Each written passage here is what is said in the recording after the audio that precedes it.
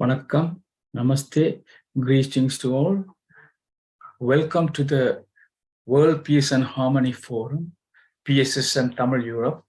Today, Wednesday, 8th February 2023 is our 614th day of meditation. First, there will be a meditation for 15 minutes with Brahmrshi Patriji's beautiful music. Now, Arundhati Srikandaraja Master will conduct a meditation for you. Thank you very much. Greetings to all. Thank you for joining this meditation session. Meditation is all about being in the present moment, observing, acknowledging, and accepting whatever is present in that moment. It is about living each moment completely. Just this small understanding carries immense power to change the quality of our life. A regular practice of meditation disciplines our bodies, it disciplines our nervous system, heart, and brain. It disciplines our emotional body, and it makes our mental body focused, concentrated, awake, and creative. Makes us mindful of all our action in a state of refined awareness. The practice helps us produce better results in our daily life. We become more efficient and live in each moment, enjoying in the fullest. Now we will get into meditation. Take a comfortable posture. If you are sitting in a chair, sit comfortably and cross your feet like this. Interlock your fingers and place your hands on your lap. And close your eyes and observe your normal, natural breathing. Just breathe in and out. Whenever thoughts comes, please come back to your breath. When we are with our normal, simple, easy breath, the mind becomes rather empty. And the cosmic energy starts entering into our body.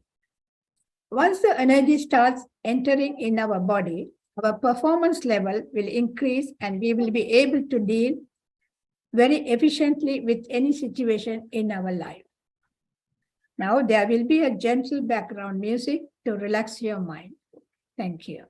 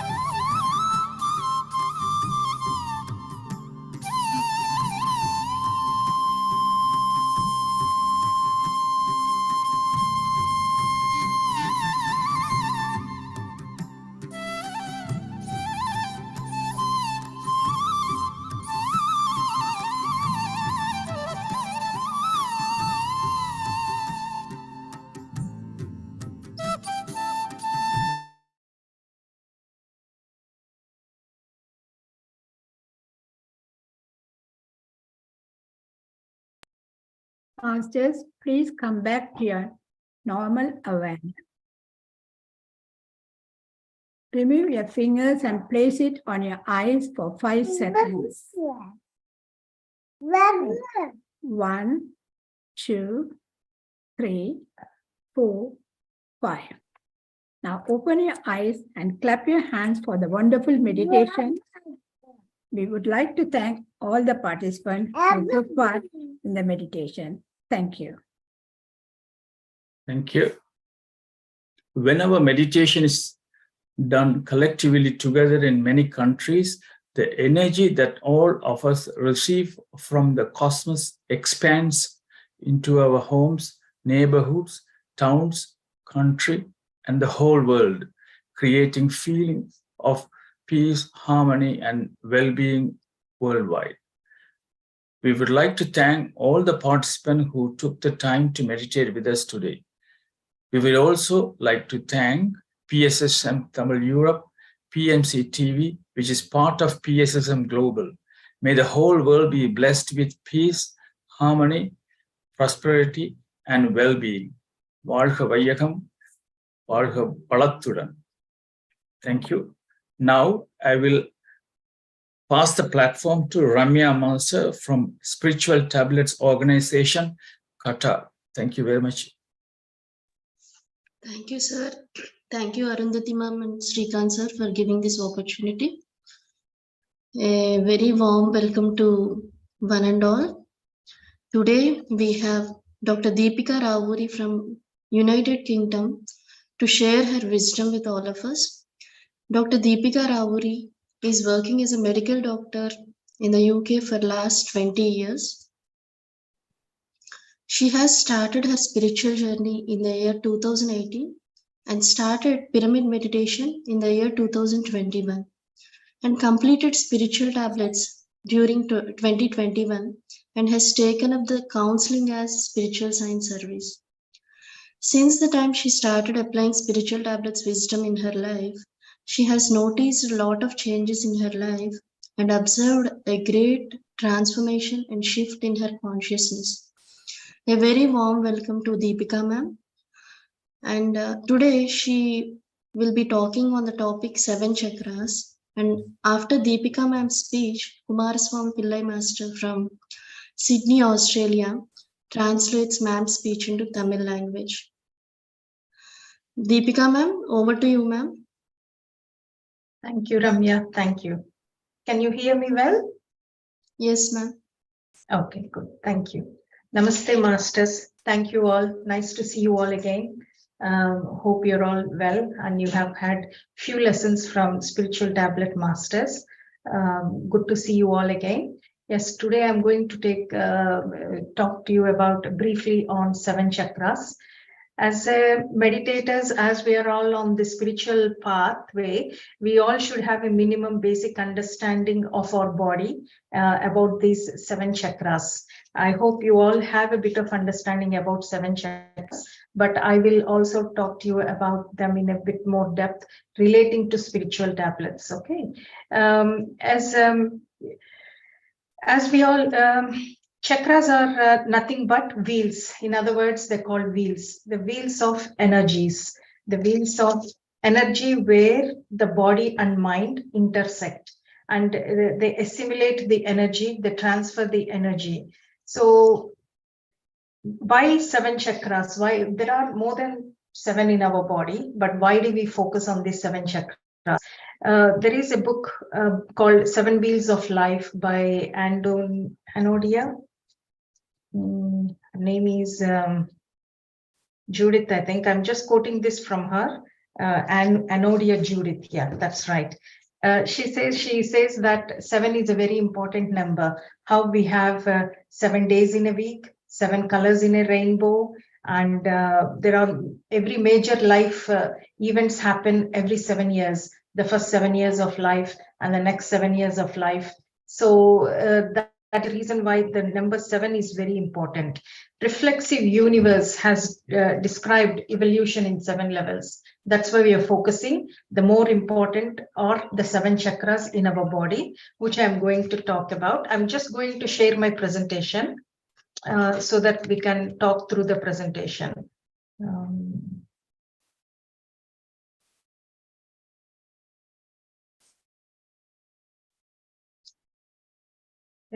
Can you see my presentation?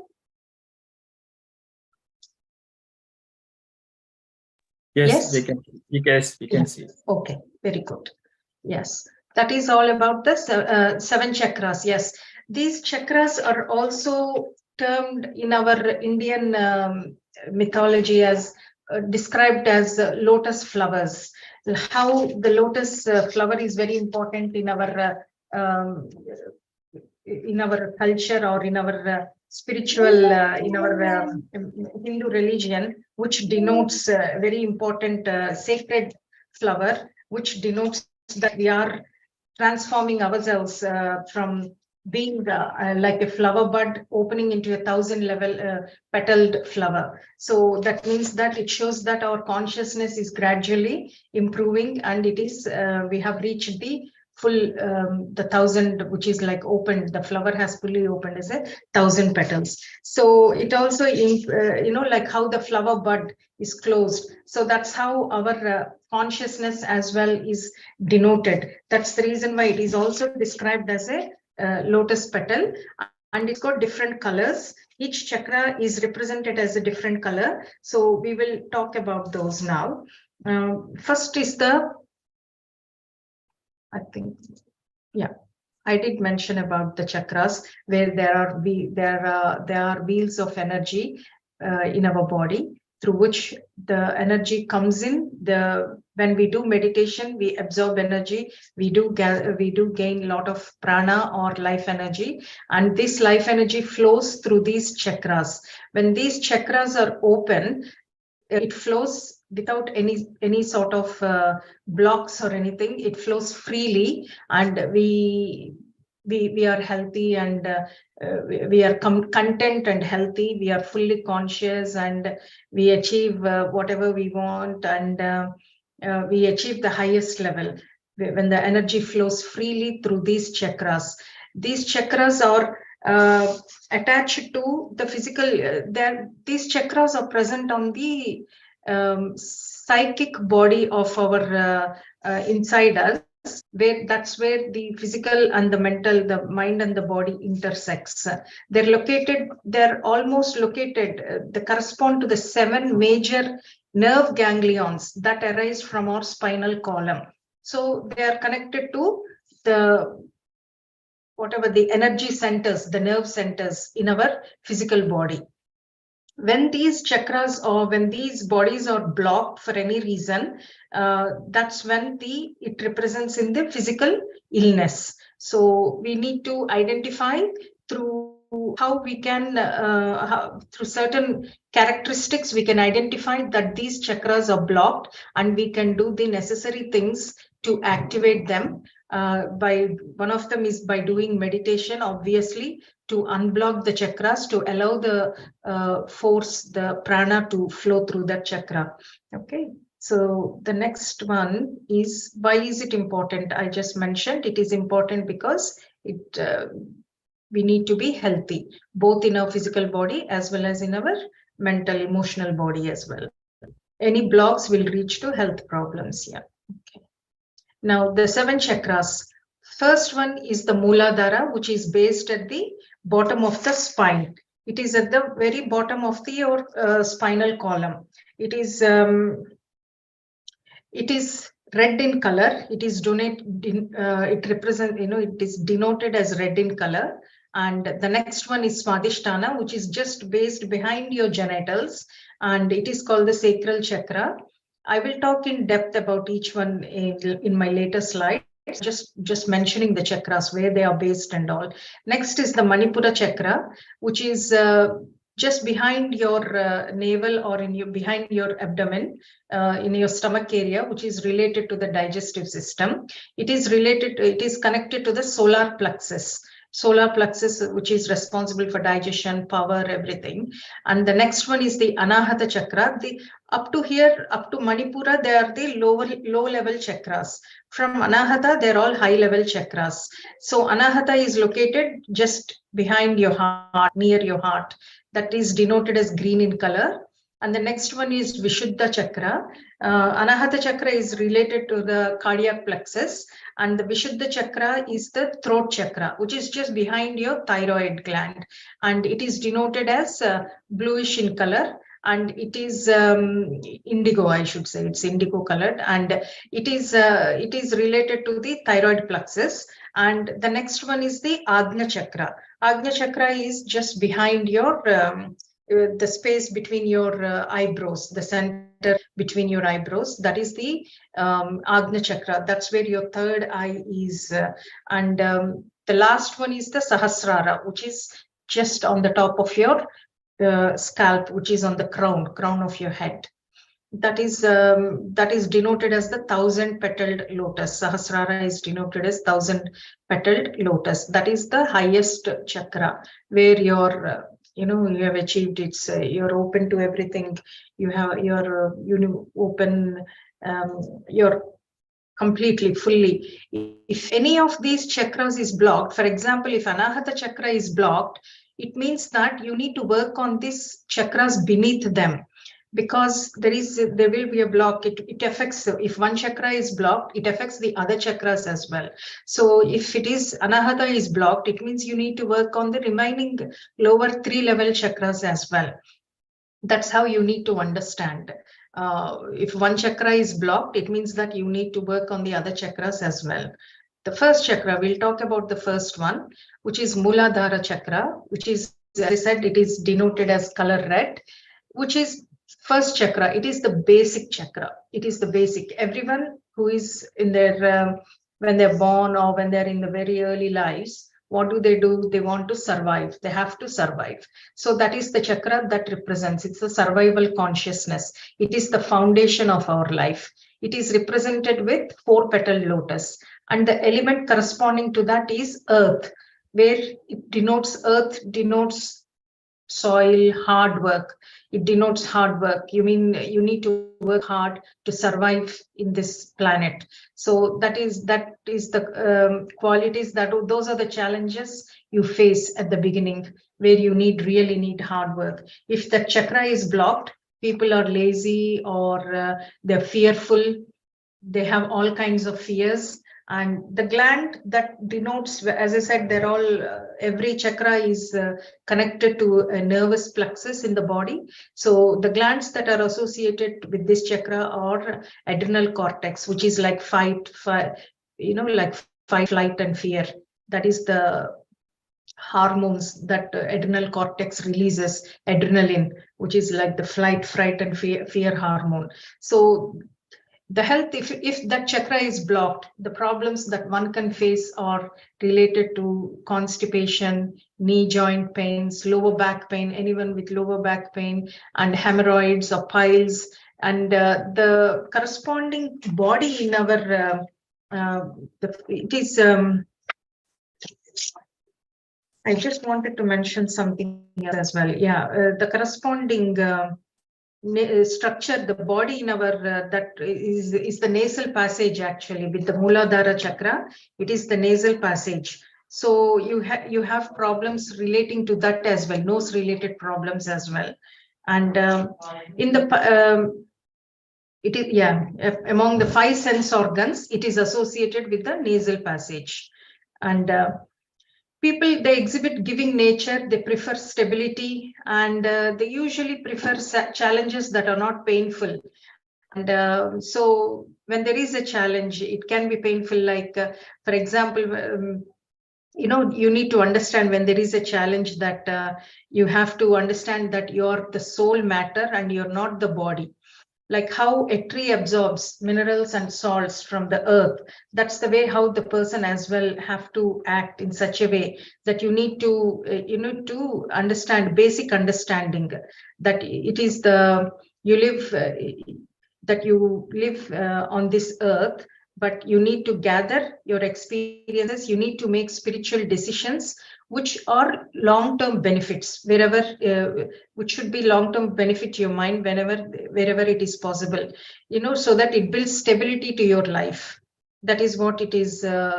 Muladhara chakra, root chakra, main concept is stability, hard work.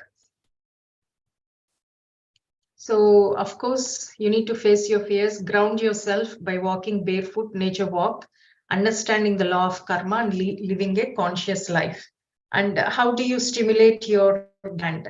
You can do, as I said, it's earthing, isn't it? It's related to earth element by gardening, doing physical activities that open, stretch your spine, your lower level of the spine, which act on exercises that relate to your lower back, that help to stimulate, to open the chakra as well. And of course, eating the right food. That's Muladhara chakra. And the next one is Swadhisthana chakra. Swadhisthana chakra, again, yes, that is the color noted is with the orange color. It's an orange colored chakra. And in Panchabhutas, it is related to water element, where water flows, isn't it? How water flows. So here it means that you need to be flexible, you need to be accommodative. And the petal, it relates to the 6-petaled lotus. It is associated in the Panchakoshas, it is associated with the Pranamaya Kosham. And as one of the sense organs it is relating to is the tongue. And it is related to as I said, it is just present behind the genitals. So it is related to the glands that are related to this chakra, or the sexual glands. And this chakra is important for people when from middle age to, it is important because it is the center of glands and sexual glands. So as I said, it is feelings of emotion, innocence, creativity. Yes, that's the biggest thing. Creativity, being flexible, and how the water flows even through the crevices and the creases and all. Like that, when situations come in your life, you need to be accommodative, you need to be flexible, you shouldn't be people where the chakra is blocked, they're very rigid. You can see that they're rigid, they don't bend to situations. So that is when you can realize that when you have those qualities, you can realize that this Swadhisthana chakra is blocked, and you need to work on it. You need to work on it to help open the chakra. And once you have that openness, your flexibility and openness, being open to changes, that's important.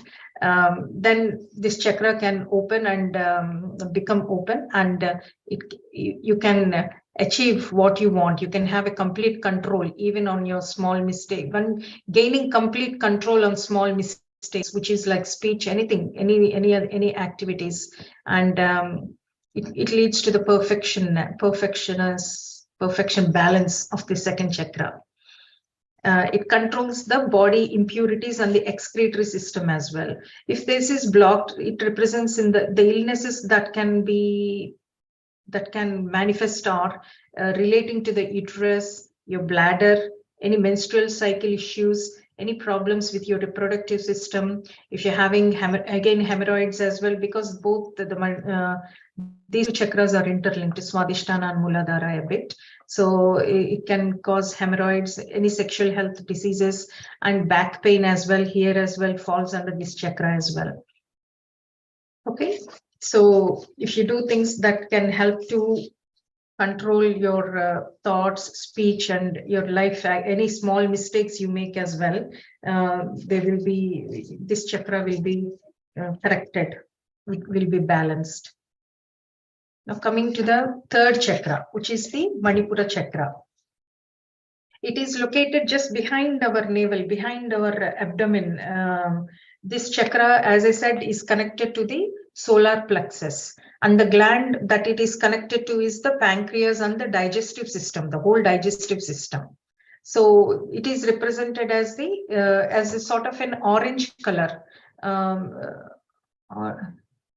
Yeah, it's sort of an yellowish color, not orange. Sorry, it's yellow color. Orange is the Swadhisthana. Sorry, this is yellow color, and it is represented as 10-petaled lotus. And the fire in the Panchabhutas, it is the element is the fire element. So as I said, digestive system, fire, acid. So if you have any blockages, you can have acid, ulcers, etc. And it also represents power. Once you have with Muladhara, once you worked hard, you gained stability. Swadhisthana, you're flexible, you understand a bit about life, you become flexible, you become accommodative. And then when you come to when your solar plexus is activated, you have achieved, some sort of in a midlife, you will achieve, you have achieved a status in your life, you gain power. You gain power in both in your status as well as in your money. Everything that is the state you're in that is when your Manipura chakra is open or is activated, in other words. And as I said, the sense of relating physical body in the eye, in our physical body, it governs the eye. This chakra sense organ that is governed is called the eye.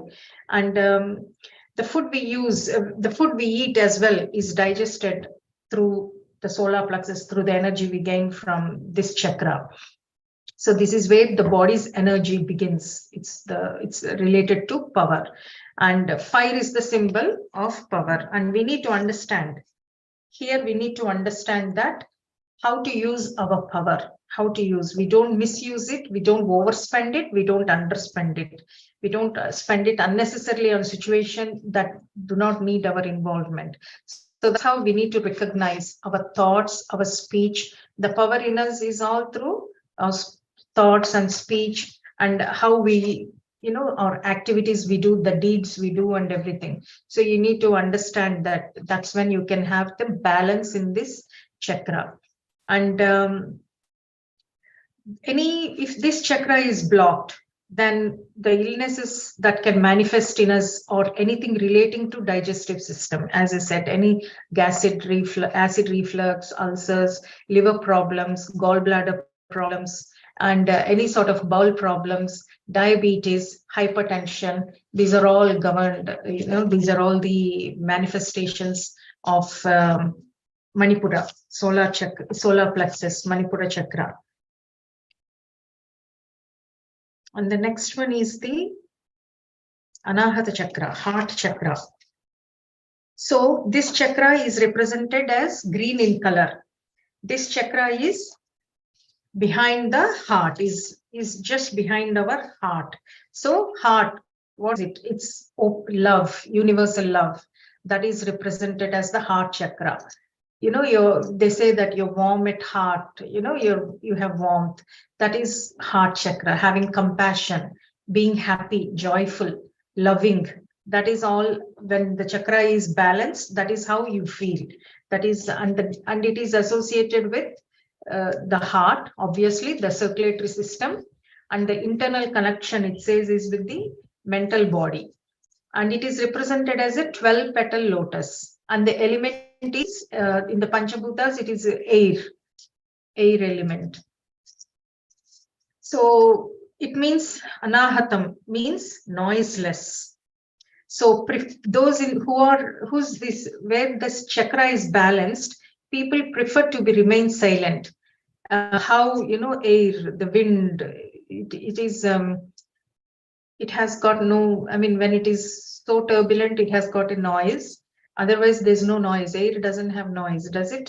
So it's the same thing. So it is corresponding to aerodynamics. Is the it corresponds to aerodynamics, and obviously, it is about our relationships with others, friendship, alliances, everything with the other beings as well, not only with the near and dear ones, but with everyone else, not only with us, but every other beings in this planet, even all other living beings in creation.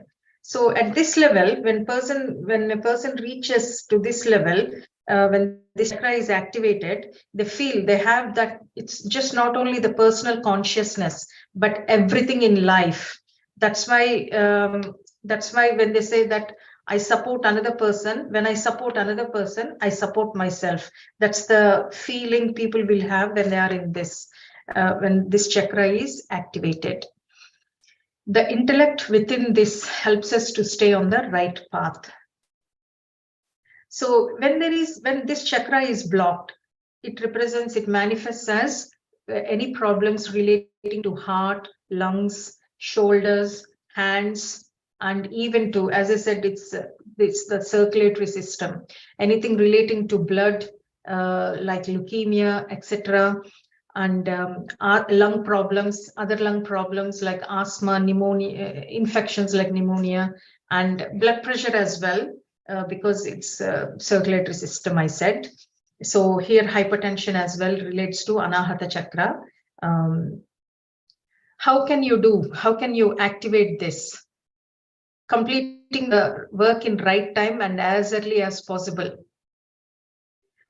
Deep meditations, obviously meditation is the foundation for everything, for every chakra to open, to allow the energy into our body and help to flow the prana to flow through all these chakras. We need meditation.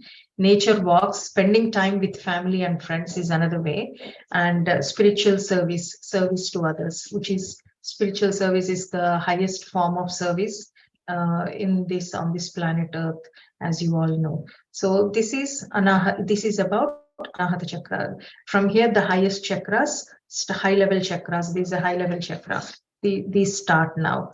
And the next one is the Vishuddha chakra. It denotes blue in color, and it is a 6-petaled lotus, and it is the element that is corresponds to this chakra is ether. Sky is blue, so blue in color.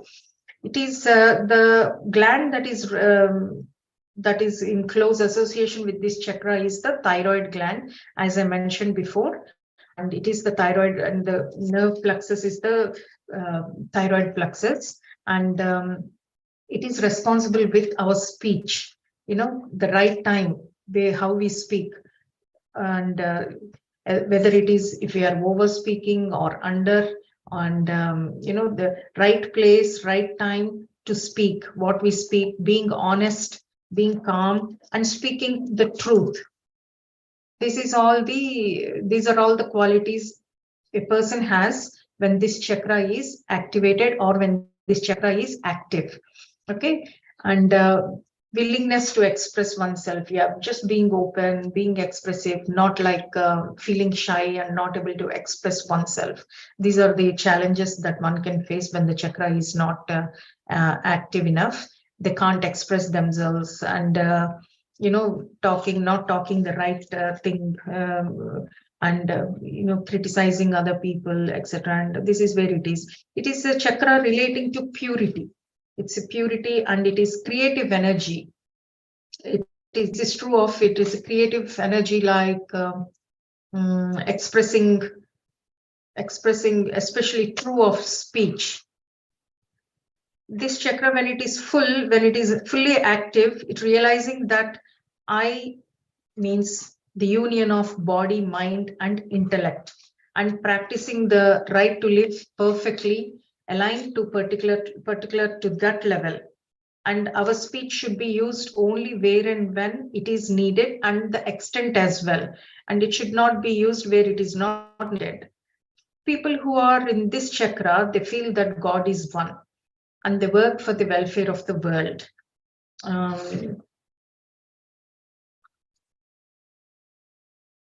So, as I said, yes, our thoughts, actions, and speech, they convey the integrity. So people should always be truthful. It should come from the soul, and they should be they are intelligent and scientifically oriented. People who are in this chakra are intelligent and they're also scientifically oriented, and to stimulate or to activate this chakra, we encourage people to do music, to learn music, or to listen to music if they can't learn, listen to music first and learn music if they can. And take the challenge if they're under expressive, try to take up the opportunities as many as possible, as much as possible, to express themselves, to, you know, to come out of that shyness and all. So there is a quote here, what goes into the mouth does not define a person. It is what comes out of the mouth that defines a person. Yeah, it's basically gland of chakra of expression and creativity. That is about Vishuddha chakra.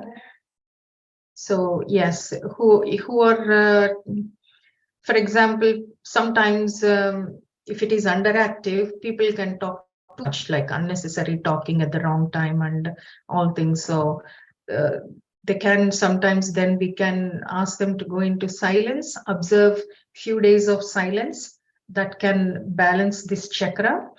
And people who are under expressive, asking them to take part as much as possible in talking, in delivering speeches or whatever like that, giving them the opportunities and to learn music and all these. That will help to balance the chakra.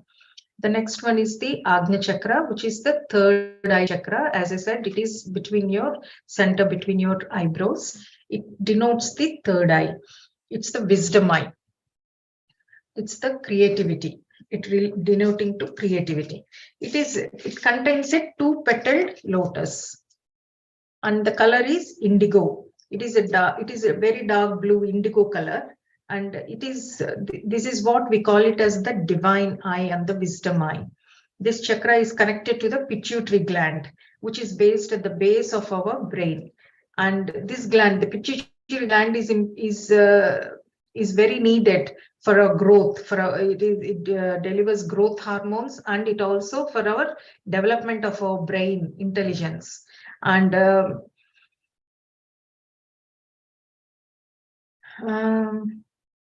yes, I mentioned about that. It is all related to intuition. When this chakra is open, it's the wisdom eye. Obviously, it's the divine eye. You have the intuition. You definitely can feel and see things, visualize things, and it's a sixth sense. It's all related to sixth sense. So the intuition is great when this chakra is open, or when this chakra is active. It is really any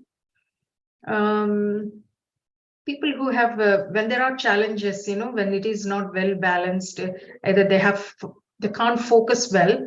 They focus, their concentration levels are not great. The focus is all over the place, or they live in somewhere in a fantasy world, having illusions about things and nightmares. That is one of the manifestation of underactiveness of this chakra. So you can realize when you have all these that this chakra is blocked or unbalanced, and you do things that are necessary to activate this chakra.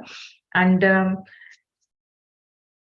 the people where this chakra is open, they have third eye experiences. Third eye experiences, I think that can be talked in depth when you do the spiritual tablets course.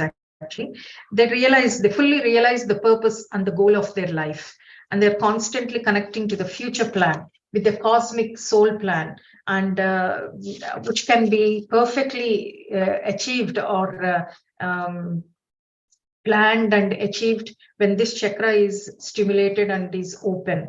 And it is like, it shines like brightness of million suns shining together. That's the feeling one gets it.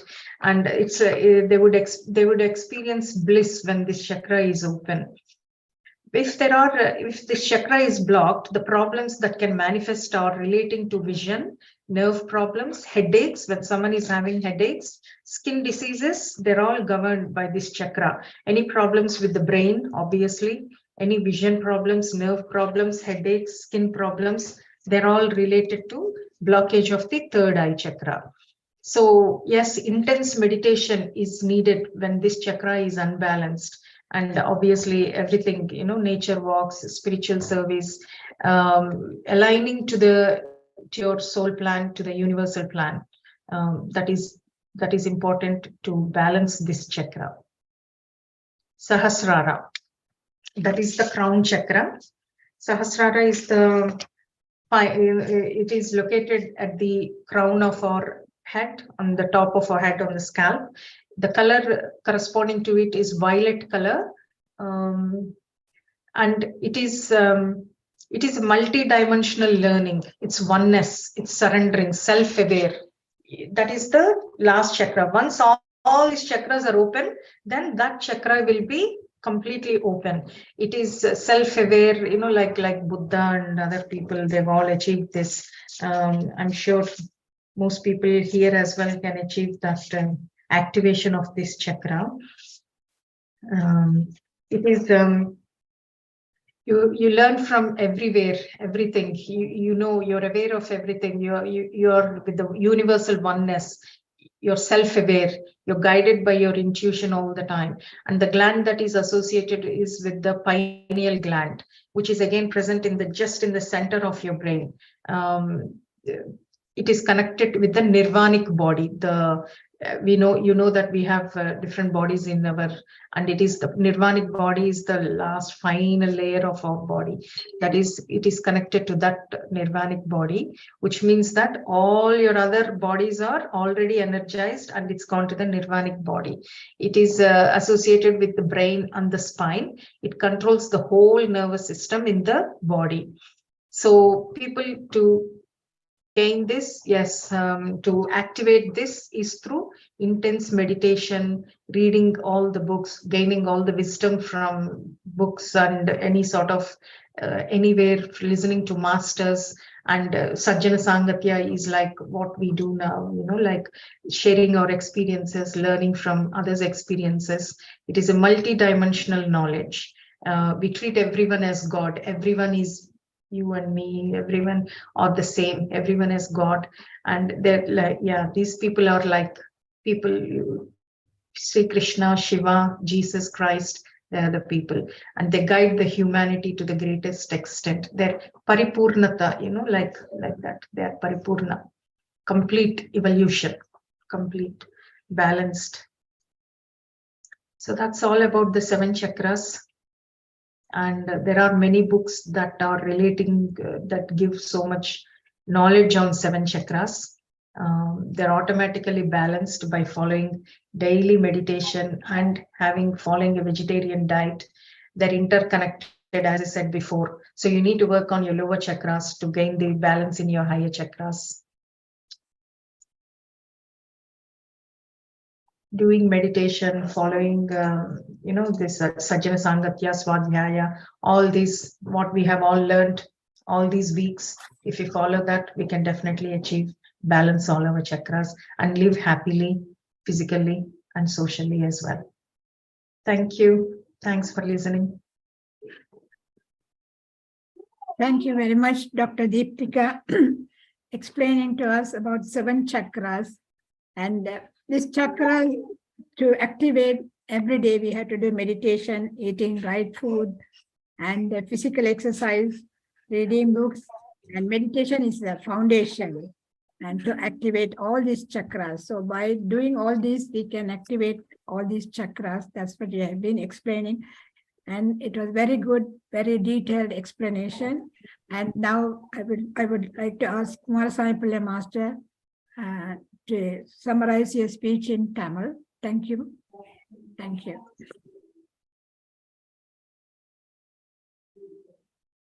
Thank you, ma'am. Thank you.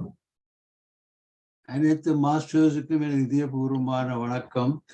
இதுவரையும் doctor Deepika Rawal ஆற்றிய உரையின் தமிழ் தொகுப்பை உங்களுக்கு வழங்குகின்றேன். நாங்கள் ஆன்மீக பாதையை தேர்ந்தெடுக்கின்றோம். தேர்ந்தெடுத்தோம்னா அது அடிப்படை புரிதல் வேண்டும் எங்களுக்கு. அப்படி இருந்தால் தான் எங்கள் பின்பற்ற முடியும். எங்களுக்கு எப்படி எங்களுடைய சக்தி நிலையை உருவாக்குகின்றோம் என்பதை தெரிந்திருக்க வேண்டும்.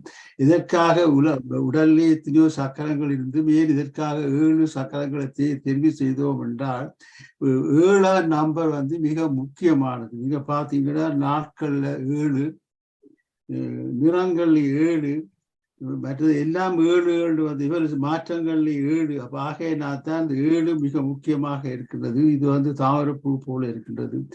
தாமரைப்பூ வந்து எப்படி மொட்டு மாறி மலராக மாறுகின்றதோ உங்கள் மனமும் மாறுகின்றது. அப்ப அதுக்குத்தான் அப்படி சொல்றோம். அப்ப சக்தி நிலையை நாங்கள் அடைவதற்கு இந்த 7 சக்கரங்களையும் நாங்கள் நன்கு புரிந்து கொள்ள வேண்டும். 7 சக்கரங்களும் எங்களுடைய உடலோடு பின்னி பிணைந்திருக்கின்றது. அப்ப இந்த சக்கரங்கள்ல எங்கே தடங்கள் ஏற்பட்டா அது எங்கள் உடல் நலத்தை பாதிக்கின்றது. நாங்கள் இப்படியான இடத்துல எங்கள் உடல்ல எப்படி என்னென்ன பிரச்சனைகள் இருக்கின்றதோ அவற்றை எங்களால் அகற்ற முடியும். அதனால்தான் நான் முதலாவது வந்து இந்த 7 சக்கரங்கள் என்ன என்பதை உங்களுக்கு கூட விரும்புகின்றேன். முதலாவது மூலாதாரம், 2வது ஸ்வஸ்திதானம், 3வது மணிபூரகம், 4வது அநாகதம், 5வது விசுத்தி, 6வது ஆக்ஞ, இதை நாங்கள் நெற்றிக்கண் என்று சொல்வோம். அடுத்ததாக சகஸ்காரம். இப்ப இந்த 7ல் ஏதோ ஒன்று தடங்கப்பட்டால் அல்லது ஏதோ ஒரு பிரச்சனைக்கு உட்பட்டால் அது உங்களுடைய உடல் மற்ற சக்கரங்களை பாதிக்கின்றன. மற்றது வந்து முதலாவது வந்து மூலாதாரத்தை பிரிச்சு சொல்றோம் என்றால் இது வந்து இதுதான் அடிப்படை சக்கரம். இது வந்து வாழ்க்கையின் அடிப்படை உள்ளாது. இதற்கு மற்றது நிறம் வந்து சிவப்பு, இதன் கிரகம் பூமி. மற்றது இப்படியான இந்த இதுல தடங்கள் ஏற்பட்டால் எப்பொழுதும் வந்து ஒரு சோம்பேறியான வாழ்க்கையை பின்பற்றுவார்கள். இப்ப இதுல நாங்கள் ஃபிளைட் ஆஃப் ஃபியர் என்ற என்ன மாதிரி பயப்படுறதா இல்லை ஓடுறதா பயம் சம்பந்தப்பட்ட குணாசியங்களும் இதுல இருக்கின்றது. அடுத்தது வந்து இதுல வந்து இந்த சக்கரம் வந்து ஏதோ ஒரு காரணத்துக்காக தடங்கள் ஏற்பட்டால் அதுல மலச்சிக்கல் ஏற்படலாம், முழங்கால் பெயின் நோய் இருக்கலாம். மற்றது இப்படியான சூழ்நிலையில நாங்கள் வந்து கஷ்டப்பட்டு வேலை செய்ய வேண்டியிருக்கும். அப்ப இது என்ன மாதிரி நாங்கள் நன்றாக செய்யலாம் என்றால் நல்ல உணவுகளை உண்ண வேண்டும், நல்ல உடல் அபியாசம். அது வந்து சுவாசிஸ்தானம். இது வந்து செம்மஞ்சள் நிறம் கொண்டது. இது வந்து என்னதுக்கு பொறுப்பென்றா உணர்வுகளும் மற்றது எப்படி ஆக்கப்பூர்வமான பொருளை உருவாக்குகின்றது என்பதோட தொடர்புள்ளது. அடுத்தது வந்து இது வந்து உளவில் உணர்ச்சி வசப்பட்ட இது மாற்றங்களை ஏற்படுத்தக்கூடியது. என்ன மாதிரி என்றால் நாங்கள் இந்த சக்கரம் வந்து ஏதோ ஒரு காரணத்துக்காக தடைப்பட்டிருந்தால் ஒரு குற்ற உணர்வு இருக்கும். மற்றவர்கள் எப்பொழுதும் குற்றம் கண்டு கொண்டிருப்போம். மற்றது உணர்ச்சி வசப்பட்டு ஏதும் தேவையில்லாத காரியங்களை செய்து கொண்டிருப்போம். இப்ப இதே நாங்கள் என்ன மாதிரி இந்த தடைகளை நீக்கலாம் என்றால் ஒழுங்காக தியானம் செய்ய வேண்டும். நீங்கள் உங்கள் உள்ளத்தில் உள்ளதை மற்றும் பகிர்ந்து கொள்ள வேண்டும். 3வது வந்து மணிபூரகம். இந்த சக்கரம் தொப்புளுக்கு கீழே அமைந்திருக்கின்றது. இது அட்ரீனல் சுரப்பியை கட்டுப்படுத்துகின்றது. இந்த சக்கரத்தை சமநிலைப்படுத்தினால்தான் நாங்கள் வந்து நம்பிக்கையோட ஒரு அமைதியான வாழ்க்கையை வாழலாம். அது மட்டுமில்லை, எப்பொழுதும் எண்ணங்கள் ஆக்கப்பூர்வமாக இருக்க வேண்டும், செயல்கள் நன்றாக இருக்க வேண்டும். அப்பொழுதுதான் இது சமநிலையை அடையலாம். இப்ப இதுல வந்து ஏதோ வித காரணத்துக்காக ஒரு தடைகள் ஏற்பட்டால் இப்ப வயிற்றுக்கூடாறு சம்பந்தப்பட்ட நோய்கள் மற்றது இரத்த அழுத்தம் போன்ற வருத்தங்கள் ஏற்படுறதுக்கு வாய்ப்பு இருக்கின்றது. 4வது வந்து அநாகதம். இது வந்து விலா எலும்பிற்கும் உள்ளது. இது வந்து அன்பிற்கு ஆதாரம். வந்து லவ் ஹார்ட் சக்கரை என்று ஹார்ட் சக்கரை என்று ஆங்கிலத்தில் சொல்லுவார்கள். இதுதான் வந்து மனிதனுடைய அன்புக்கு அடிப்படையாக இருக்கின்றது. மற்றது மனித நேயத்துடன் வாழ்கின்றது. மற்றது மன்னிப்பான்மை கொண்டது. இப்படியான நல்ல குணங்களை கொண்டதுதான் இந்த அநாகத சக்கரம்.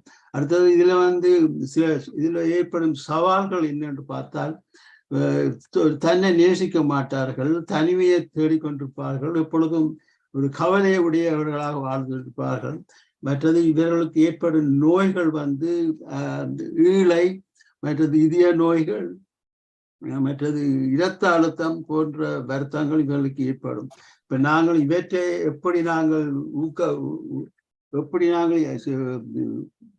தவிர்க்கலாம் என்றால், முதலாவது முன்பு கூறியது போலவே தியானம் செய்ய வேண்டும், குடும்பத்துடன் நல்ல உறவு ஏற்படுத்த வேண்டும், ஆன்மீக சேவைகள் மிக முக்கியம், இந்த ஆன்மீக சேவைகளை செய்ய வேண்டும்.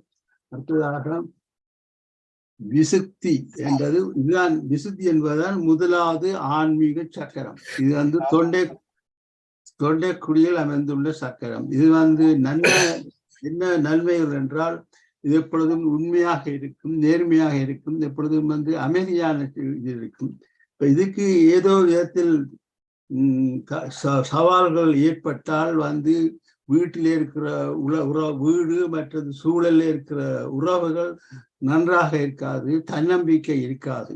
இப்ப இது எப்பொழுதும் நாங்கள் இதை நல்லா செய்ய வேண்டும். அது இப்படி நல்லபடியா செய்யணும் என்றால் சமூக சேவை செய்ய வேண்டும், நல்ல எண்ணங்கள் வேண்டும், நல்ல வார்த்தைகள் வேண்டும், நல்ல செயல்கள் வேண்டும்.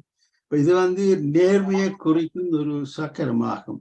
இது எப்படி நாங்கள் ஊக்குவிக்கலாம் என்றால், நாங்கள் சங்கீதத்தை கற்கலாம் அல்லது கேட்கலாம்.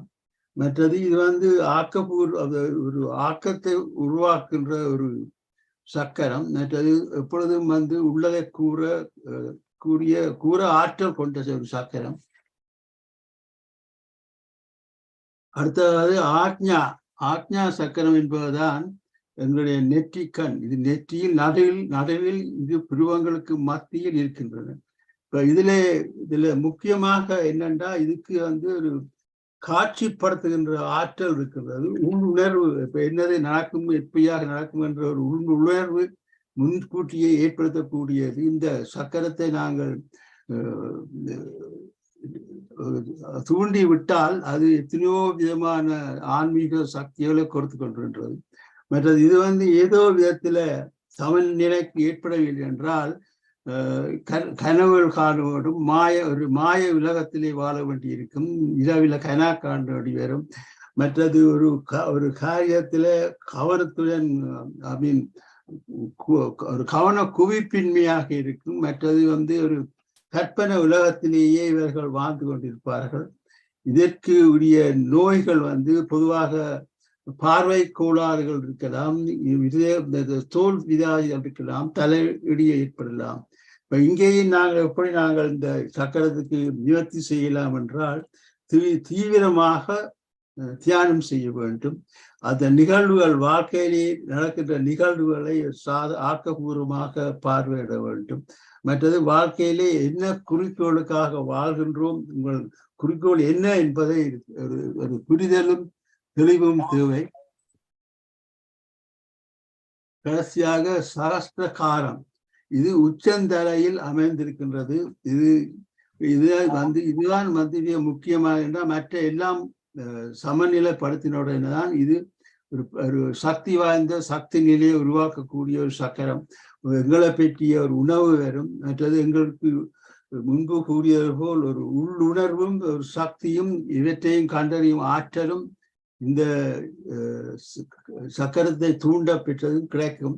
அடுத்தது இதனுடைய சவால்கள் என்னவென்றால், சில நேரம் புதுக்க ஏதும் கற்க வேண்டும் என்ற அவா இருக்காது. மற்றது மற்றவர்களுடைய சார்ந்து இருக்க வேண்டிய வேலை இருக்கும்.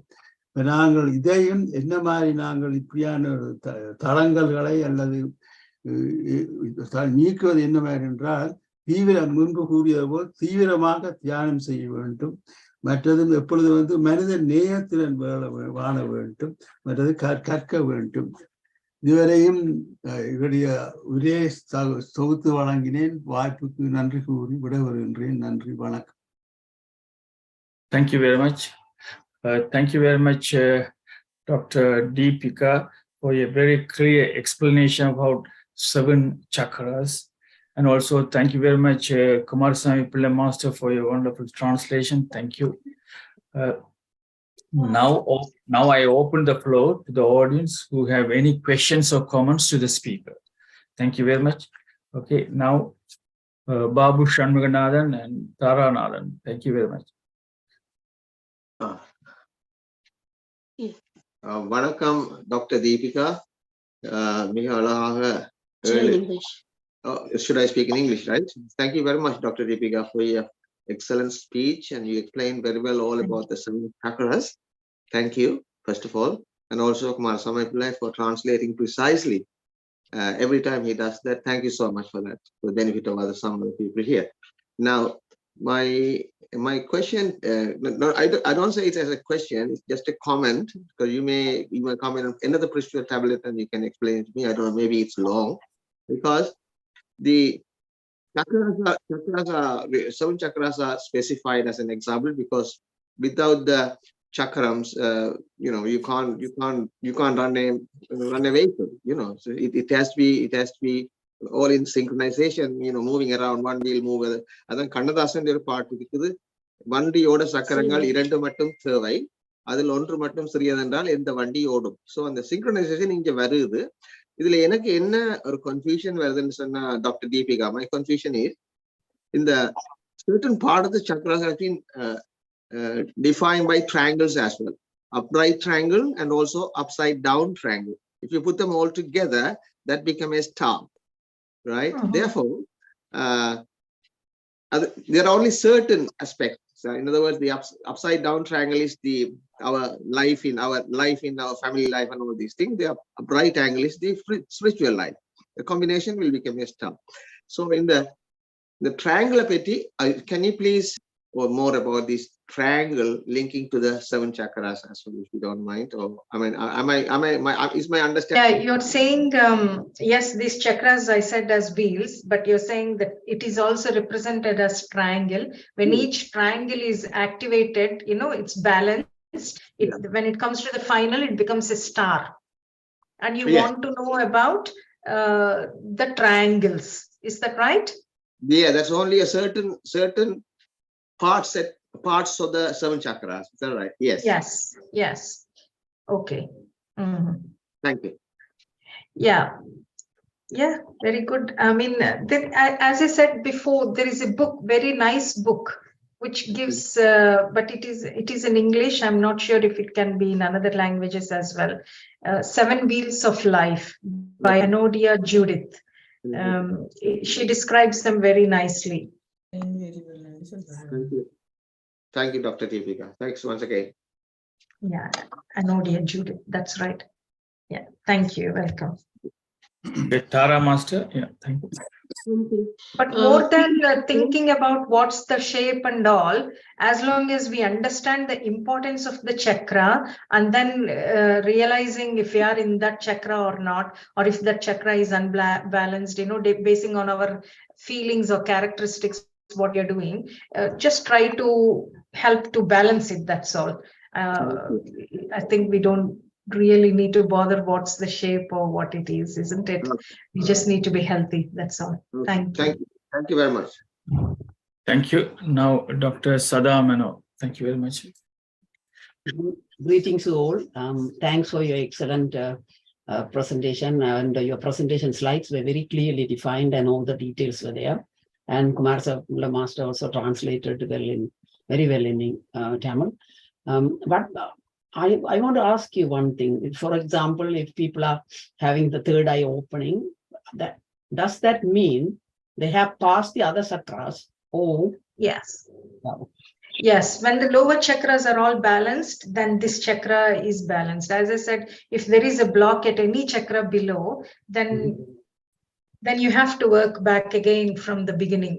Wherever there is a block, you have to make sure, yes, are you doing this? Are you perfect this? Are you speaking the right? Are you speaking the truth? Like this, then you can come up to Agni chakra. When all these are balanced, then the chakra gets balanced as well. It's not a permanent thing. So every time you have to work from, Yes, exactly. Yeah, that's where you need to realize, okay, where am I at this state? Yes. Okay, thanks so much. It's a continuous flow of energy, isn't it? Once it's open, it doesn't mean that it's open forever. If you do things, it can get blocked, like that. Sometimes continuation of life. Yeah, sometimes people have asked if somebody had a third eye experience, does that stay? They tend to think that stays for all the time. It doesn't actually. That's what No. you are. Yeah, thank you. Thank you. Again, that's again the understanding. Well, understanding that it is not permanent. Everything, nothing is permanent. You don't get that thing, like life changes, things change. I was happy on stage. I had the experience, that's why. Okay, very nice. Yeah. Thank you. Try to maintain. Once you know that, just try to maintain at that level only. One particular day I spoke to Girija Rajan Master because I was so scared because I went to sleep and I couldn't sleep. I'm still seeing continuously. Then I was so concerned. I thought, oh, when am I going to go fall asleep? That experience. Then later she explained to me that's a very good experience. Don't worry about it. But then I must have. Yeah, very good. It means that your energy levels have reached to that level. So try to maintain at that level or go higher. Thank you. You're welcome. Thank you very much. Okay, Mr. and Mrs. Lingaratnam, Mr. from Sydney, Australia.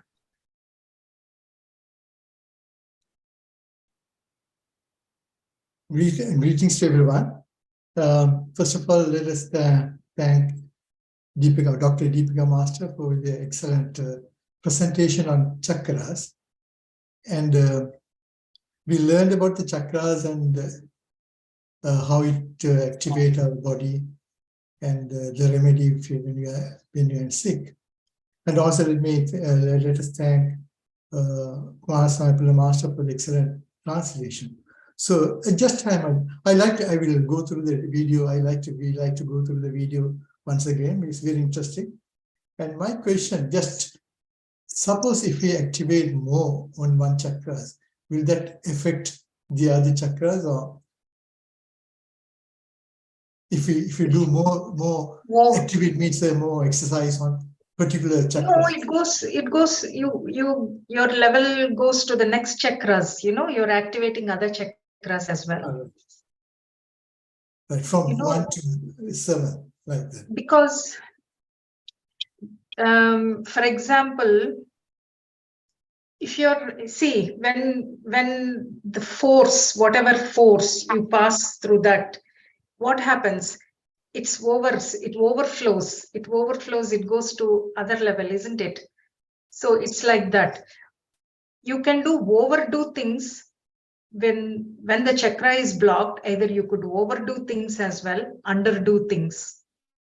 Like, for example, I was talking about the throat chakra. Some people talk too much, and some people talk very low. They don't express themselves. That is underactive. That is too under. And some people are too over. That all happens when the chakra is blocked. It doesn't mean that it's overactive. Do you understand? As I said, with the solar plexus as well, which is responsible for power. If you have too much of power, if you're misusing the power, then again the chakra gets blocked. So there is a balance for everything what we do. That is what I meant. I have not heard of this, but I can get back to you. If the chakra is too overactive, what happens? I think balance is responsible for everything, even for the power in the chakra.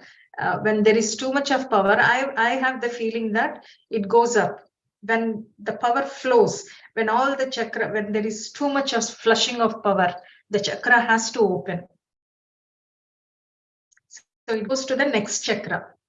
They're all aligned to one. It's called Sushumna Nadi. You all might be knowing that. These are all chakras are not on the physical body, but are related onto our other body, the subtle body, where there is Sushumna Nadi. So the energy flows through that Nadi. It's like a column. It flows through that from one chakra to the next chakra to the next chakra to the next chakra. So if there is too much power here, it will flow up. It will go up.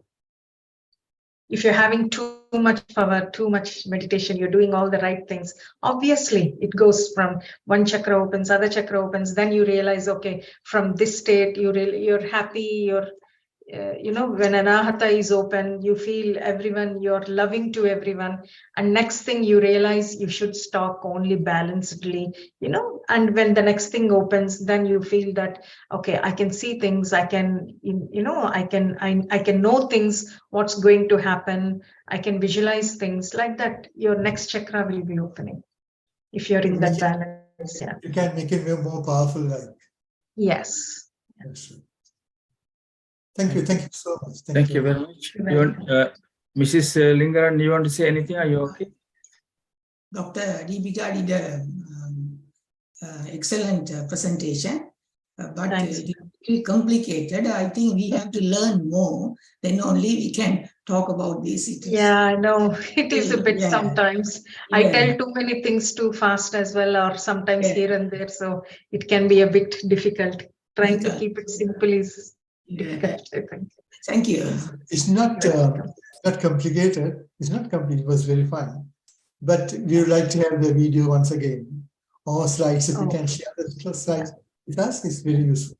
Thank you. Thank you so much. All the best. Thank you. Thank you very much. Now, Nandini Jagadishan from Sydney, Australia. Anevarkum vanakkam. Thank you very much, Dr. Deepika Ravuri. Deepika Ravuri. And very well explained the 7 chakras and the colors. Thank you. And the functions also. And each chakra control our body parts, different ways also. It's clear understanding. You have to come again and do it like Lingaratna yes, thank you. Then we can understand. Yeah, and the spiritual service is the highest form of service also. You said that also. And thank you, Kumarasamy Pilla Master, for the Tamil translation. And thank you, World Peace and Harmony organizer, Sri Kandaraja Master, and Spiritual Tablet Master Ramya from Gata.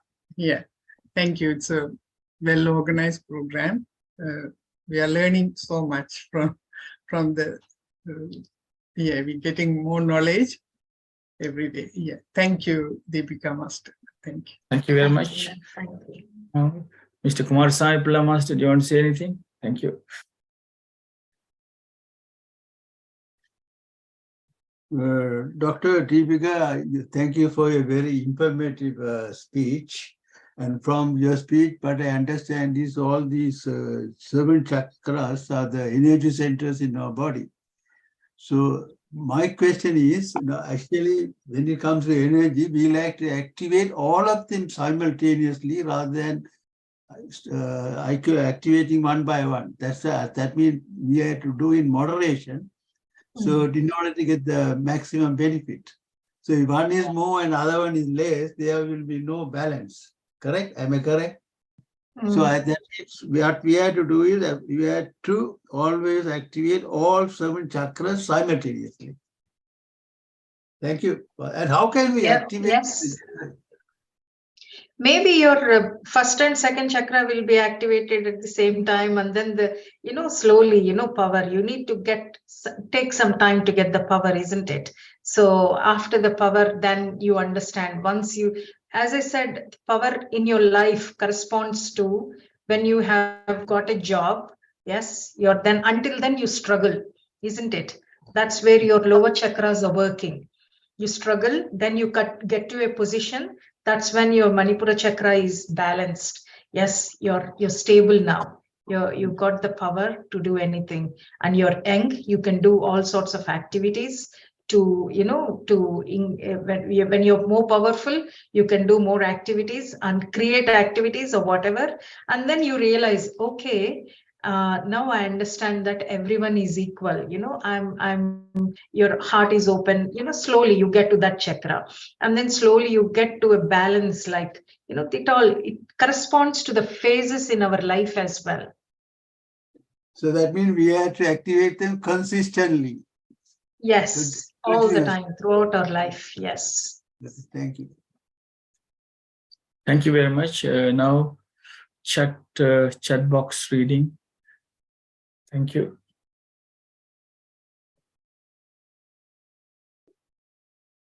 I just wanted to share some information.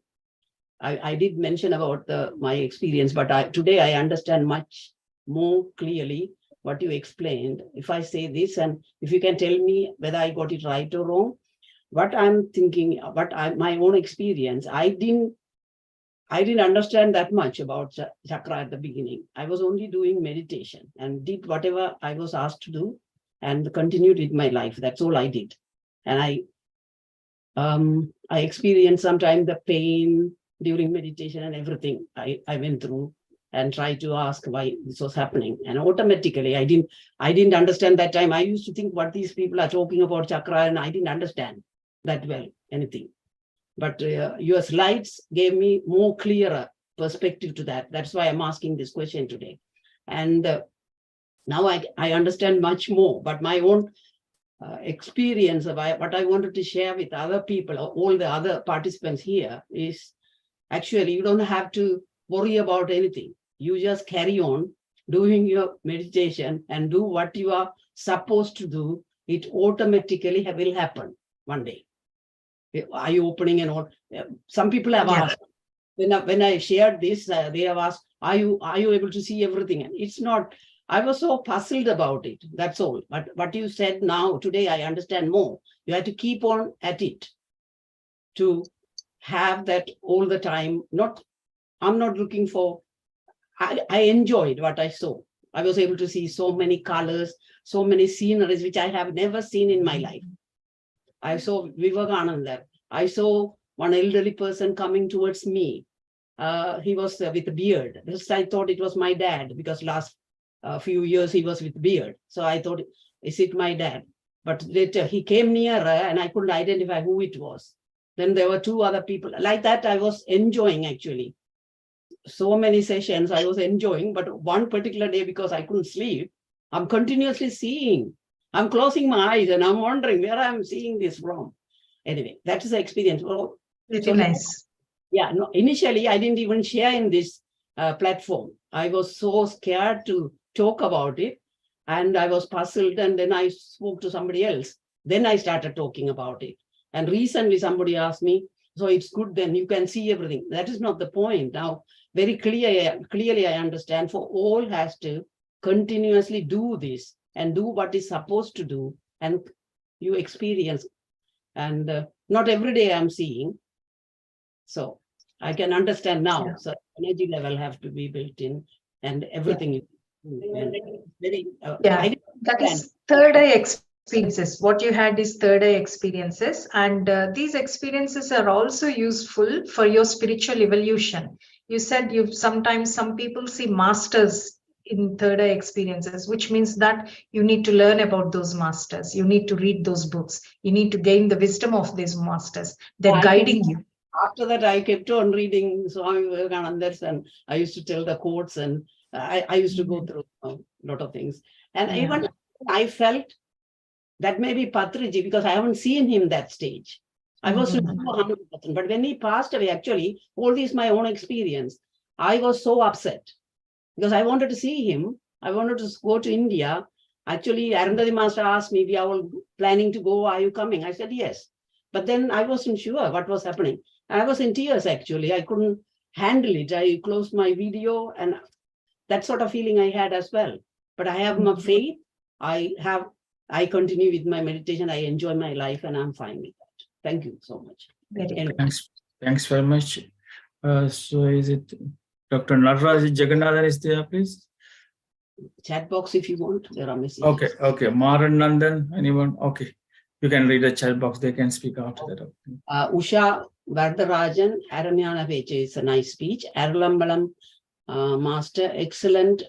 Deepika, very, very fantastic, short and sweet explanation about 7 chakras, which knowledge are very important for all spiritual satak. Again, thank you so much, Deepika. Punitavadi Master, excellent speech. You have explained about 7 chakras and the functions of chakras clearly. One is a big one. Arlamblam Master, my question is, if possible, explain please. Anakata Sakarathil Irundu மேல் நோக்கி செல்ல முடியாமல், குமாரசாமி பிள்ளை master has to translate this. அநாகத சக்கரத்திலிருந்து மேல் நோக்கி செல்ல முடியாமல் தற்போதைய மக்களின் அர்த்தமற்ற அங்கலாய்ப்புகள், அதாவது புற சூழ்நிலைகள் உற்பத்தியாகும் சக்தியை விரியமாக்க கூடியவாறு தான் கூடுதலாக அமைந்து விடுகிறது. இதனால் அடுத்த வளர்ச்சி மேல் நிலை தாமதமாகிறது. இப்படியான பிரச்சனைகளுக்கான தீர்வு என்னவாகும்? சில வேளைகளில் அடுத்தடுத்து பிறப்பிற்கும் தொடர வேண்டி வரலாம் இல்லையா? Two more message, I'll read that. Punithavadi Thangaraja Master, excellent speech. You have explained about 7 chakras and the functions of chakras clearly. Thank you, Dr. Deepika. Garima Jain Master, thanks for wonderful wisdom. Deepika. Thank you. Thank you all. I don't know. Kumarasamy Pillai Master understood the question. I don't know.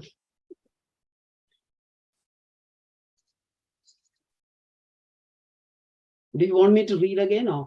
No, that's okay. Actually, the question is about the heart chakra. So he is asking now, so people find it difficult to go beyond and achieve peace of mind or to solve all the problems, go beyond that. So nowadays, in the world, we are facing so many problems and experiencing turmoil. And this may lead to birth and rebirth and continuous birth. So will there be an end to how we can overcome that situation?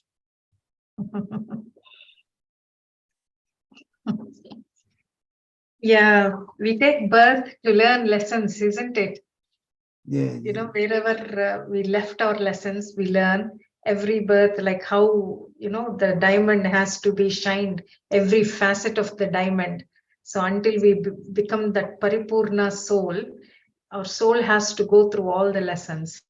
So that's why the life and birth, the death and birth cycle goes on until we reach that stage. So that's why it is a very important part of our life that we need to learn our lessons during our every birth, every life we have. So whatever we learn here, yes, in this lifetime, we don't lose it. It stays with us. When we take another birth, our level continues from there again, from next birth. If we achieved 40%, that from that 40%, we start again. We don't start from zero again. So we have new lessons in next birth. So that's why we need to do this, stay on a spiritual path, know the purpose of our life, achieve it, align to the purpose of our life, learn all the lessons what we need to learn in this lifetime. If we leave behind, next birth, again we start. We have to pay for what we haven't learned this lifetime, and also the new lessons from next birth. So it is continuous. There's no shortcut to it. We have chosen to come to this planet. So we have to go through the challenges, learn the lessons, take it easy. You know, we have chosen this path so we can face the challenges and learn. Staying on doing meditation helps us to stay focused, learn our lessons, achieve what we have come for. வைரம் இருக்குது, வைரத்தை தீட்டத்தான் அது பிரகாசிக்கும். அதே மாதிரி தான் வாழ்க்கையிலே பிறப்பும் இறப்பும் திரும்ப திரும்ப வந்து ஒரு அனுபவத்தை பெறும் பொழுதுதான் எங்கள் வாழ்க்கையிலே நாங்கள் பழைய பாடங்களை கற்றுக்கொள்கின்றோம். இப்ப இந்த பிறப்பில் நீங்கள் செய்து முடிக்காவிட்டால் அடுத்த உறவு கொண்டு செல்லப்படும். அப்படியே நீங்கள் ஒரு நிலையை அடையும் வரையும் இந்த பிறப்பும் இறப்பும் ஒரு சுழற்சியாகத்தான் இருக்கும். அடுத்தது எப்பொழுதும் இப்படியான வாழ்க்கையில வரும் பொழுது அவங்களுக்கு ஒரு பாடத்தை கற்பிக்கின்றது. அவற்றிலிருந்து நீங்கள் பாடம் கற்றுக்கொள்ள வேண்டும். கற்றுக்கொள்ற பொழுதுதான் இப்படி வைரத்தை நாங்கள் மேலும் மேலும் புடம் போடுகிறோமோ உங்களோட வாழ்க்கையும் மேலும் மேலும் புடம் போட்டு ஒரு நல்ல நிலைக்கு வருகின்றது. இப்ப அந்த கடைசி நிலை வருந்தனை நாங்கள் இந்த வாழ்க்கையில வருகின்ற இன்னல்களையும் சவால்களையும் ஒரு எந்த விதமான மன கசப்பும் இல்லாமல் மகிழ்ச்சியாக ஏற்றுக்கொண்டோமானால் இறுதியில் நாங்கள் ஒரு அமைதியான வாழ்க்கையை அடைய முடியும் என்பதுதான் எனது கருத்து. நன்றி. Thank you very much. Now Dr. Nadaraja Jagannathan from Ilford, England. Thank you. I have a bit of a dilemma, Dr. Deepika, that I have this view, and somebody else, a speaker in this forum also did mention that the chakras are energy focal point. So focal points of energy as a concept, like acupuncture have energy channels, but acupuncture, they do use a pin to stimulate those points. But here you are activating through a mental process. So it's more of a belief, isn't it? You can't physically activate it like acupuncture. So anything that you believe becomes a reality. So if you believe it, then you think it's activated, then it is activated. But that's it really. I don't know whether you can expand on that concept. Yeah, like someone was mentioning, no, doctors. Sorry, have you finished? Our principles, that's it. You can have a principle in anything. Yes. Otherwise, you can't work on anything. Yeah. So on that basis, and on that basis, okay. they are chakras. You can accept it. Yes. The point here is we are not talking about when you're doing meditation, concentrating, saying that am I activating it or not. We're not doing that. Like Dr. Manu has mentioned before, you just forget, you do what you should do. Yes, there are meditations based like chakra meditations where you don't say activate, you just focus, you take your focus. That's a completely different thing. But here the main idea is like just telling you that this is the just giving you a concept of the chakras, and in case if it is blocked, recognizing the features of that blocked chakra, for example with heart, or for example with your solar plexus, also for example with your swadhisthana. You're not flexible, you're very rigid, you can't accommodate anything. That means that you have to work a bit on that chakra, understanding it and changing your concept, changing you're having that consciousness. You know, when each chakra is balanced, your conscious levels as well increase. Your conscious levels open like the flower of the bud of the lotus flower. Your consciousness as well opens. That's what it is meant. Just for you to have the understanding. That's all. Like, okay, that means that I should work on this. I should work on these characteristics. You know, for example, I should be more flexible. Let me try. You know, like that. You have got that consciousness. Some people, if they don't do that, they don't realize. They don't even have that consciousness. So your conscious levels will expand, will become better. This is all corresponding to the energies, the meditation, gaining energies, gaining consciousness. And this all happens not with only meditation, with reading books like what I said in the last slide, wisdom books, Sajjana Sangatya. So it's not like focusing that I'm opening or activating my heart chakra now or activating my Swadhisthana. It's not like that. You don't need to focus like that. Thank you. But as long as you have the understanding, for example, if you do have a problem with your thyroid, it means that maybe this thyroid gland is blocked. So doing the things that will help you to balance that chakra. That's all. Thank you. Now we got only 1 minute here to go to the other session. Thank you very much, Dr. Deepika, for your very good talk and explanation about the chakras. And also thank you very much, Kumarasamy Master. We are going to the next session now. Thank you very much. Thank you. Thank you. Thank you all.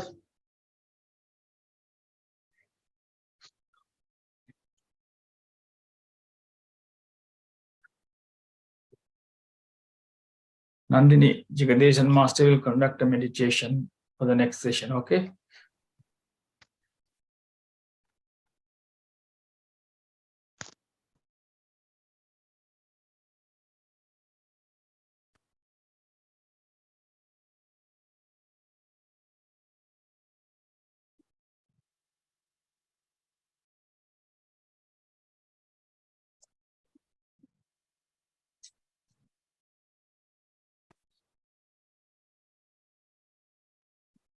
அனைவருக்கும் வணக்கம். உலக அமைதி, ஒற்றுமை,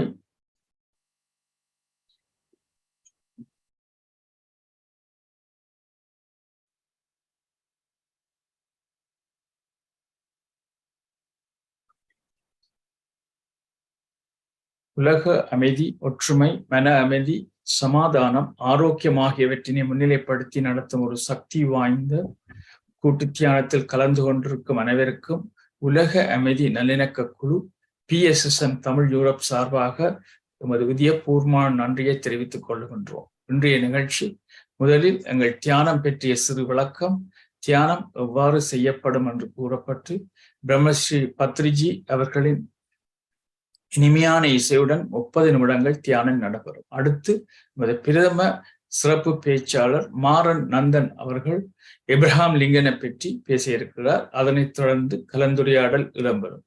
இப்பொழுது தியானத்தை நந்தினி ஜெகதீஸ்வரன் அவர்கள் Sydney ஆஸ்திரேலியாவில் இருந்து வழிநடத்துவார்கள். நன்றி.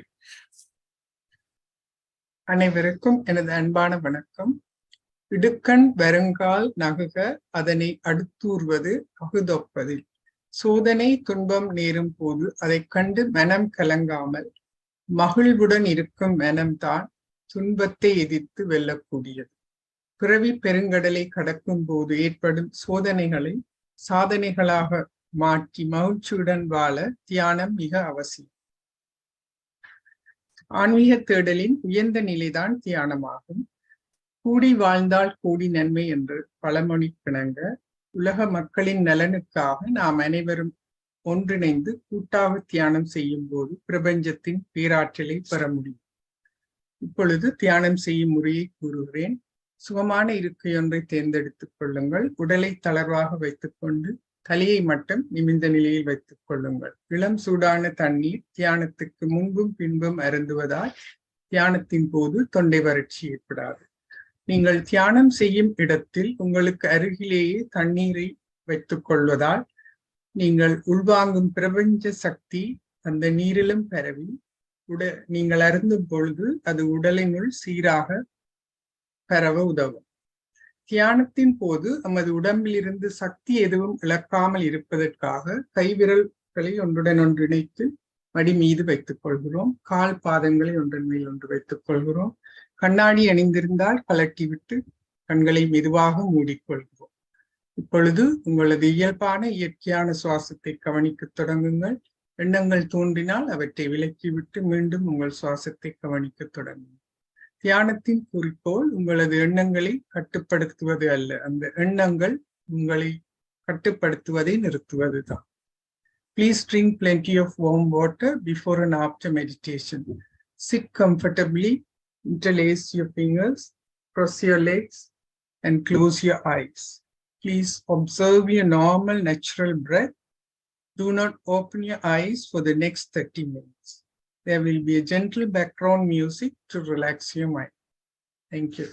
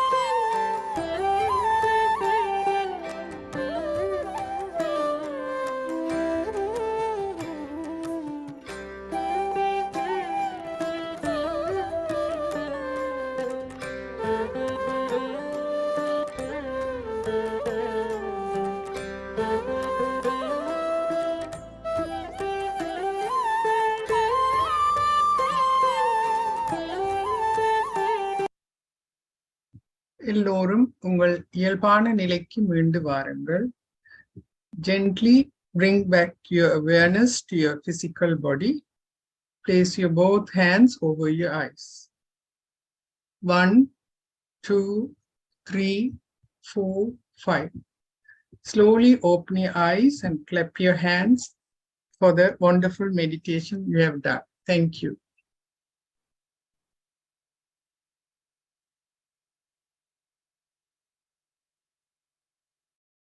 வணக்கம். பிரபஞ்ச சக்தியின் நல்லாசியுடன் நாம் அனைவரும் ஒன்றிணைந்து மன அமைதி, சமாதானம், ஆரோக்கியமாகியவற்றினை முன்னிலைப்படுத்தி ஒரு சக்தி வாய்ந்த கூட்டு தியானம் செய்தோம். நாங்கள் எமக்காக செய்யும் தியானம் கூட்டாக செய்யப்படும் போது அது ஒரு சமுதாய சக்தியாக உருப்பெற்று வீடு, வீதி, நகரம், நாடு, உலகம் என்னும் அளவில் விரிவடையும் வலுவுடையது. இத்திய தியானத்தில் ஈடுபடுவதற்கு அனைவரையும் ஊக்குவிப்பதோடு அதற்கான வசதிகளை ஏற்படுத்தி கொடுக்கும் PSSM Tamil Europe, PMC TV Tamil அமைப்பினர்களுக்கு நமது இதயபூர்வமான நன்றியை தெரிவித்துக் கொள்கின்றோம். வாழ்க வையகம், வாழ்க வையகம், வாழ்க வளத்துடன் என்று மனதார வாழ்த்தி உலகத்தில் சமாதானம், நல்லிணக்கம், அமைதி, ஆரோக்கியம், ஒற்றுமை ஏற்பட வழிவகைகள் செய்வோம். இன்று மிகவும் சிறப்பாக நந்தினி ஜெகதீஸ்வரன் அவர்கள் தியானத்தை வழி நடத்தினார்கள். அதோடு மாத்திரமல்லாமல் அருமையான இசையும் வழங்கினார்கள். அவருக்கு நன்றி உரித்தாகுக. இன்றைய சிறப்பு பேச்சாளர் மாறன் நந்தன் சிதம்பரம் அவர்கள் சிட்னி, ஆஸ்திரேலியாவிலிருந்து வந்திருக்கிறார். அவரை இந்த தளத்துக்கு புதியவர் அல்ல, பல முறை இந்த தளத்தில் பேசி இருக்கிறார். இது மாத்திரமல்ல, இந்த ஏப்ரல் மாதம் துவக்கம் ஒரு கோஆர்டினேட்டராக அவர் வேலை செய்வதற்கும் அவர் உதவியாக வந்து இந்த தளத்தை மேலும் பலப்படுத்துவதற்கு உதவி செய்வதற்கு வருகிறார் எனக்கு சொல்லியிருக்கின்றார். அதையிட்டு நான் மிகவும் மகிழ்ச்சி அடைகின்றேன். மாறன் நந்தன் சிதம்பரம் மலாய் பல்கலைக்கழகத்தில் தமிழ் இலக்கியம், மலாய் இலக்கியம் ரெண்டிலும் இளங்கலை பட்டம் பெற்றவர். அங்கு உயர்நிலைப் பள்ளியில் சில காலம் ஆசிரியராகவும் வேலை செய்திருக்கின்றார். அதன் பிறகு இங்கிலாந்தில் சட்டம் பயின்று தற்பொழுது வழக்கறிஞராக பணியாற்றி வருகிறார். பேச்சு போட்டிகள், தேசிய விருது, மலேசியா மல்டிமீடியா யூனிவர்சிட்டியில் சட்டத்துறை துணை பேராசிரியராகவும் சட்ட மகாநாடுகளில் ஆய்வு கட்டுரைகளையும் படைத்துள்ளார். தற்சமயம் மோட்டலோ PhD என்ற பட்ட ஆய்வு செய்து வருகிறார். இன்று இவர் பேசியிருக்கும் விடயம் USA-யில் பிரசிடென்டாக இருந்த எப்ரஹாம் லிங்கனை பற்றி அருமையான ஒரு பேச்சை வழங்க இருக்கிறார். நன்றி, வணக்கம், வாழ்த்துகள். இன்று இந்த தியான குழுமத்தில் இணைந்திருக்கும் அனைவருக்கும் என்னுடைய என்னுடைய தமிழ் வணக்கத்தை தெரிவித்துக் கொள்கின்றேன். இந்த வாய்ப்பை கொடுத்தமைக்காக மாஸ்டர் ஸ்ரீகந்தராஜா அவர்களுக்கும் அருந்ததி மாஸ்டர் அவர்களுக்கும் என்னுடைய பணிவான வணக்கத்தை தெரிவித்துக் கொள்கின்றேன். ஏறக்குறைய 70-75 பேர் இணைந்திருக்கின்றோம். இன்று உலக சரித்திரத்தில் நாயகனாக விளங்கக்கூடிய ஒருத்தரை பற்றி நாம் சில செய்திகளை அறிந்து கொள்ளப் போகின்றோம். நான் பேசுறது தெளிவா இருக்குதா? கேக்குதா? சவுண்ட் வேற இல்ல, பெருசா கொஞ்சம் கிளியரா ஒரு நிமிஷம்.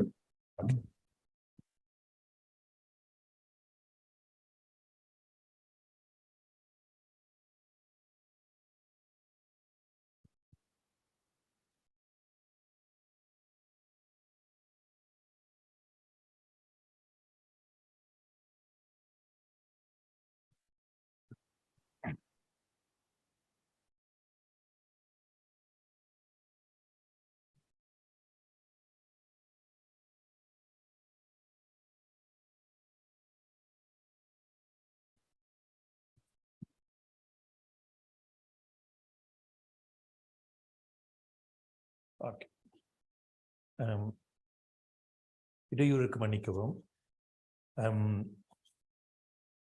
இந்த சில மாதங்களுக்கு முதல்ல நாம் மகாத்மா காந்தியை பற்றி ஒரு தலைவரை பற்றி பேசுவதை நாம் செவிமடுத்தோம். அதற்கு அடுத்து இன்னைக்கு உலக தலைவர்களில் ஒரு அற்புதமான ஒரு மனிதரான ஆப்ரஹாம் லிங்கரை பற்றி நாம் கேட்க போகின்றோம். ஆப்ரஹாம் லிங்கனை பற்றி நிறைய செய்திகள் இருக்கின்றது, இன்டர்நெட்ல நிறைய செய்திகள் இருக்கின்றன. ஆனால் நாம் அறிந்திராத சில as a person ஒரு பர்சனாலிட்டியா அவருடைய தனிப்பட்ட வாழ்க்கை எப்படி இருந்துச்சு, அன்றாட வாழ்க்கை எப்படி வாழ்ந்தாரு, அவரோட உறவுகள் யாரு, அவர் ஏன் இவ்வளவு புகழ் பெற்று இருக்கிறதுக்கு என்ன காரணம் அப்படின்ற சில செய்திகளை மட்டும் உங்களோடு, நான் அறிந்த சில செய்திகளை உங்களோடு பகிர்ந்து கொள்வதில் ஆர்வமாக இருக்கின்றேன். இன்று பைடன் வந்து அமெரிக்கானுடைய 46வது பிரசிடண்டாக இருக்கிறார். ஆனா இன்னைக்கும் ஒரு ஓட்டு யார் சிறந்த அதிபர் என்று தேர்தல் வச்சா அது எப்பொழுதுமே ஆப்ரஹாம் லிங்கன் தான். 45 பேர் ஆண்டு போயிட்டாங்க. ஆனா ஆப்ரஹாம் லிங்கன் மட்டும்தான் இன்னைக்கு வரைக்கும் முதல் இடத்துல இருக்கிறாரு. என்னத்துக்கு, என்ன காரணம்? அப்படி என்ன அந்த மனிதனிடம் ஒரு வித்தியாசமான ஒரு மனிதர்கள் பார்த்திருக்கிறார்கள்? ஏன் ஆப்ரஹாம் லிங்கன் தொடர்ந்து 46 பிரசிடென்ட் வந்த பிறகு இன்னும் அவரு தான் முதல் நிலையில இருக்காரு? என்ன காரணம்? அப்படி என்ன அவரிடம் இருக்கிறது அப்படின்றதுதான் நாம் இன்னைக்கு பார்க்க போகின்றோம். ஒரு சாதாரண பாமர குடும்பத்திலிருந்து வளர்ந்தவர். கென்டக்கின்ற ஊர்ல, அமெரிக்காவில் கென்டக்கின்ற ஊர்ல ஒரு சாதாரண விவசாய குடும்பத்தில் அவரோட அப்பா தாம்ஸ் இருக்காரு. அவர் டாம் ஹேங்க்ஸ்ன்றது தான் அவங்களுடைய இதுல அப்பா வந்து சாதாரண விவசாயி. இன்னைக்கு அமெரிக்காவுடைய 2% தான் விவசாயிகளாக இருக்கிறார்கள். மற்ற 98% எல்லாம் வந்து மற்ற ப்ரொஃபஷன். ஆனா அந்த காலத்துல ஏறக்குறைய 200 வருடத்திற்கு முதல்ல விவசாய நாடாகத்தான் அமெரிக்கா இருந்தது. ஆக அமெரிக்காவில் வந்து அவர் வந்து சாதாரண, அவங்க அப்பா வந்து இந்த நம்ம தமிழ்ல சொல்றோம் இல்லையா, அந்த கை நாட்டு வைக்கிறதுன்னு, அந்த கை நாட்டு தான் அவருக்கு பேரை கூட எழுத தெரியாது. அவங்க அம்மாவுக்கு சும்மா கையெழுத்து போடத்தான் தெரியும், அவ்வளவுதான். அப்படிப்பட்ட ஆப்ரஹாம் லிங்கன் வந்து இன்று உலகத்தினுடைய சொல் சித்தர், வார்த்தை சித்தர் என்று சொல்ல கருதப்படுகிறார். அவருக்குன்னே ஒரு தனி இங்கிலீஷ்ல வந்து இங்கிலீஷ் லிட்ரேச்சர்ல ஆப்ரஹாம் லிங்கனுக்குன்னு தனியா ஒரு மொழி நடை இருக்கிறது. அவருடைய நடையிலேயே நிறைய பேர் எழுத பார்க்கறாங்க, எழுத்தாளர்கள் எல்லாம். அது போல இல்லாம அவருடைய கையை எழுத்து நீங்க போய் பார்த்தீங்கன்னா, இன்டர்நெட்ல போய் பார்த்தீங்கன்னா, அந்த கர்சிவ் ரைட்டிங் ஒரு அழகான ஒரு கையெழுத்து. ஆக படிப்பதற்கே வாய்ப்பில்லாதவர், படிப்பறிவில்லாத ஒரு குடும்பத்திலிருந்து வந்த ஒரு மனிதர் இன்னும் அமெரிக்காவில் முதல் நிலையில போற்றப்படக்கூடிய ஒரு மனிதராக இருக்கிறது என்றால் அவருக்கு எப்படிப்பட்ட ஒரு புடம்போட்ட மனிதனாக இருக்க வேண்டும். இன்னைக்கு வந்து ஆப்ரஹாம் லிங்கன் நம்மளோடு இருந்தால் அவருக்கு 213 வருடங்கள் வயசு இருக்கணும். 213. அவர் வந்து பிப்ரவரி மாதம் தான் பிறந்தாரு. பிப்ரவரி மாதம் இன்னைக்கு தேதி 8. அவர் பிறந்த தேதி வந்து 12 பிப்ரவரியில பிறந்தார், 809. ஆனா 213 வருடங்கள் இருந்தாலும் அவரை சுட்டு கொன்ன சமயத்துல, இறந்த சமயத்துல அவருக்கு வயது 56. இந்த 56 வயசோட அவருக்கு வயசாவே இல்லை அப்படின்னு சொல்லுவாங்க. அவரை பத்தி சொல்லுகின்ற பொழுது 50 years old, he never get any older. அவருக்கு வயசே ஆகலைன்னு சொல்றாங்க. அந்த அளவுக்கு அவருக்கு புகழ் இருந்திருக்குது. எப்படி நம்ம பாரதியாரை தொலைத்திட்ட பிறகு ஐயோ இப்படி ஒரு மனிதனை இழந்துட்டுமே, அவரை போற்றாம இருந்துட்டுமே அப்படின்றத இப்பொழுதுதான் உணர்றாங்க. அந்த சிவில் வார்லாம் முடிஞ்ச பிறகு, அவர் இறந்த பிறகுதான் அவரை பற்றிய நிறைய செய்திகள் சேகரிக்கப்பட்டது. இன்னைக்கு அமெரிக்காவில் வந்து இருக்கின்ற அமெரிக்க பிரசிடென்ட்லயே அதிகமாக எழுதப்பட்டது புத்தகங்கள் வந்து ஆப்ரஹாம் லிங்கனை பத்தி தான். அவருக்கு வந்து இந்த தமிழ்ல ஒரு சொல்லுவாங்க, சோதனை மேல் சோதனைன்னு சொல்லுவாங்க இல்லையா, அப்படிப்பட்ட சோதனை அவர் வாழ்க்கையில, அவருடைய வாழ்க்கையிலே நம்ம சொன்ன ஒரு சாதாரண படிப்பு அறிவு இல்லாத ஒரு குடும்பத்துல, ஒரு புத்தகம் கூட வாங்கக்கூடிய படிப்பு வாசனையே இல்லாத ஒரு குடும்பத்துல இருந்து வந்தவர். அவருக்கு பள்ளிக்கூடத்துல ஒரு வருடம் கூட முழுமையா பள்ளிக்கூடத்துல போகல. ஒரு பருவ காலத்துல அவருக்கு ஒரு தோழி வருகின்றார். அது காதலாக அரும்புகிறது. அந்த காதலோ நிறைவேறவில்லை. அவருக்கு 4 பிள்ளைகள். 4 பிள்ளைகள்ல 3 பிள்ளைகள் இறந்து, அவர் காலத்திலேயே 2 பிள்ளைகள் இறந்து விடுறாங்க. அவருக்கு வந்த மனைவி அவருக்கு நேர் எதிர்மாறு, எதிரும் புதிரும் சொல்றாங்க இல்லையா, எப்படி எதிரும் புதிருமாக இருக்கிறார்கள். அவருக்கு வந்து தேர்தலில் நிற்கின்றார், செனட்டராக வருகின்றார். செனட்டராக வருகின்ற பொழுது அவரை எல்லாரும் எள்ளி நகையாடுகிறார்கள். ஏன்னா இப்படிப்பட்ட சாதாரண அவருடைய தோற்றம் 6 அடி 4 அங்குலம், 6 அடி 4 அங்குலம் அவருடைய தோற்றத்தையும் அந்த விகாரமான உடம்பையும் பார்த்து அவர் எல்லாம் கேலி பண்றாங்க. இப்படி எல்லாத்துலேயுமே கடைசியாக பிரசிடென்ட் ஆன பிறகு அங்க வந்து சிவில் வார் நடக்கிறது. அங்குள்ள நாட்டிலேயே இந்த வார்லாம் நடத்தி முடிச்ச பிறகு இறுதியாக சுட்டு கொண்டுடுறாங்க. ஆக அவரோட வாழ்க்கையை பாருங்க, இவ்வளவு போராட்டங்கள் நிறைந்த இந்த வாழ்க்கையிலேயே எப்படி இவர் ஒரு மனிதர்கள் மாணிக்கமாக இவர் உருவானார் என்பதுதான் அவருடைய உள்ள துணிச்சல், மன திட்பம். எந்த தோல்வியிலையுமே அவர் தோல்வி என்பது தன்னை பாதிக்காத மாதிரி தன்னுடைய உள்ளத்தை அவர் பாதுகாத்து கொண்டார். அதற்கு எப்படி சொல்றாங்க, இதெல்லாம் சான்றுகள் எப்படி சொல்றாங்கன்னா, இன்னைக்கு அமெரிக்காவுக்கு போனோம்னா அந்த வாஷிங்டன்ல அந்த 1922 அவர் இறந்த பிறகு ஒரு 10 வருடத்திலேயே அவங்களுக்கு ஒரு மண்டபம் கட்டணும்னு நிர்ணயிச்சாங்க. ஆனா 1922 தான் அந்த கட்டடம் நிறைவு பெற்றது. அதுல ஒரு பெரிய கம்பீரமாக உட்கார்ந்திருப்பார். மாஸ்டர் ஸ்ரீகந்தராஜா கூட இடையில பேசுகின்ற பொழுது சொன்னாரு, இந்த சிற்பத்தை வடிக்கிறதுக்குன்னே அவருக்கு ஒரு அழகான ஒரு தோற்றம் அமைந்திருக்கிறதுன்னு. உண்மையிலேயே அப்படிப்பட்ட ஒரு ஆஜானுபாகவாக அவர் அமர்ந்திருக்கிறார். அதிலேயே நிறைய சரித்திரங்கள் நடந்திருக்கின்றன. அங்கதான் வந்து இந்த இவரு இருக்கார் இல்லையா, நம்மள அமெரிக்கானுடைய பிரதமர்கள், அமெரிக்க பிரசிடென்ட்னா நிறைய பேர் அங்க வந்து பிரமாணம் எடுத்து கொள்ளக்கூடிய சூழல்ல அங்க போய் விசிட் பண்ணா கட்டாயம் அவங்களுக்கு ஒரு நல்லது நடக்கும்ன்ற ஒரு அபிப்பிராயம் இருக்கிறது. இன்று கூட நம்ம ஒபாமா அவர் வந்து சத்திய பிரமாணம் எடுக்கின்ற பொழுது அவர் வந்து ஒண்ணு வேண்டிக் கொண்டார். நான் வந்து அன்னைக்கு ஓத் எடுக்கிற சமயத்துல அந்த பைபிளை வச்சுதான் அவங்க வந்து அந்த ஓத் எடுப்பாங்க. அவர் என்ன செய்தார்னா, அந்த ஆப்ரஹாம் லிங்கன் பிரசிடென்ட் ஆன சமயத்துல அவர் பயன்படுத்திய அந்த பைபிள்ல தான் அதை எனக்கு தனியாக கொடுக்க வேண்டும், அந்த பைபிள்ல நான் கை வச்சு என்னுடைய சத்திய பிரமாணத்தை எடுப்பேன் என்று ஒபாமா கேட்டுக்கொண்டார். ஆக இந்த பிரசிடென்டே அவரை பார்த்து வியக்கக்கூடிய ஒரு சூழல் இருக்கிறது. அதே போல பில் கிளின்டனும் ஆப்ரஹாமை பற்றிய ஒரு ஒப்பு நோக்கு ஒரு புத்தகம் வந்திருக்கிறது. பில் கிளின்டனும் அவரை பற்றி நிறைய பொழிகிறார்கள். ஆக பிரசிடென்டா இருக்கிறவங்களே தங்களோட நாட்டிலே பிரசிடென்டா இருந்தவங்க அவர் மாதிரி நான் இருக்கணும் அப்படின்னு வேட்கையோட இருக்கிறார்கள்.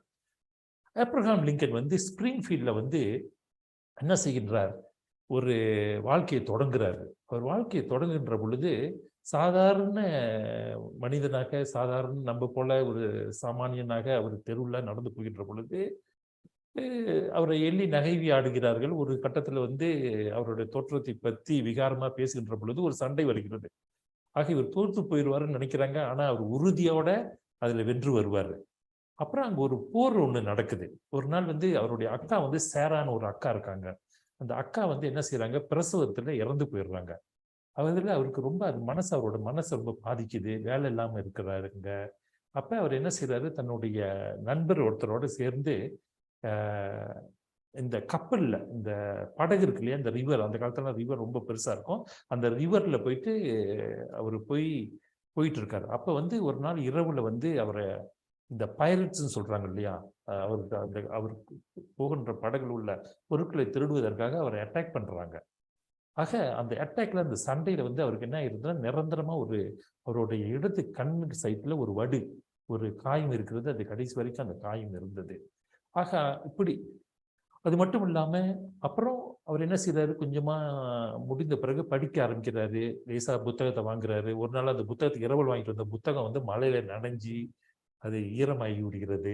ஈரமான பிறகு அந்த புத்தகத்தை எப்படி கொண்டு போய் கொடுக்கறது, அவருக்கு நேர்மையா சொல்லி நான் அது உழைச்சி கொடுக்குறேன்னு சொல்லி அந்த விறகு வெட்டியோட பின்னணி, அவங்க அப்பா இதுல இருக்காரு, அந்த விறகு வெட்டியோட பின்னணியில 3 நாள் தொடர்ந்து விறகு வெட்டியாக அந்த புத்தகத்தை கொடுத்தவருக்கு வேலை செய்து அந்த பணத்தை அவர் கொடுக்க கொண்ட கூலியை அந்த புத்தகத்துக்கு வாங்கி கொண்டார். இப்படி ஆக நேர்மையாக இருந்தார். ஆப்ரஹாம் லிங்கம் என்றால் ஆரம்பத்துல சிறுவனாக இருக்கின்ற காலத்திலேயே நேர்மையாக இருக்க வேண்டும் என்று அவர்களுடைய உள்ள திட்பத்தில் இருக்கிறது. இன்னி வரைக்கும் அமெரிக்காவில் உள்ள பிரசிடென்ட்லயே அவர் ஒரே ஒருத்தர் தான் இந்த ட்ரேட்மார்க். அவரு வந்து அந்த நான் சொன்னேன் இல்லையா, அந்த படகுல போனாருன்னு சொன்னேன் இல்லையா, அவரு ஒரு அதை பத்தி ஒரு பாயன்சி ஒரு கருவி ஒன்று கண்டுபிடிச்சிருக்காரு. அவர் கண்டுபிடிச்ச அந்த கருவிக்கு அவர் ட்ரேட் அங்கீகாரம் வாங்கி வச்சிருக்காரு. அவர் யாரும் அதை காப்பி பண்ண முடியாது.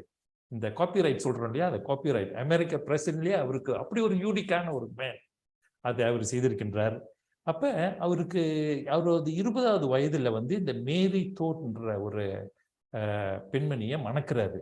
இதுல என்ன ஒரு ஆச்சரியமான ஒரு விஷயம் என்னென்றால், இந்த அமெரிக்காவில் அந்த சமயத்துல வந்து இந்த நார்த் அண்ட் சவுத்னு சொல்லுவாங்க, நார்த்தன் ஸ்டேட்.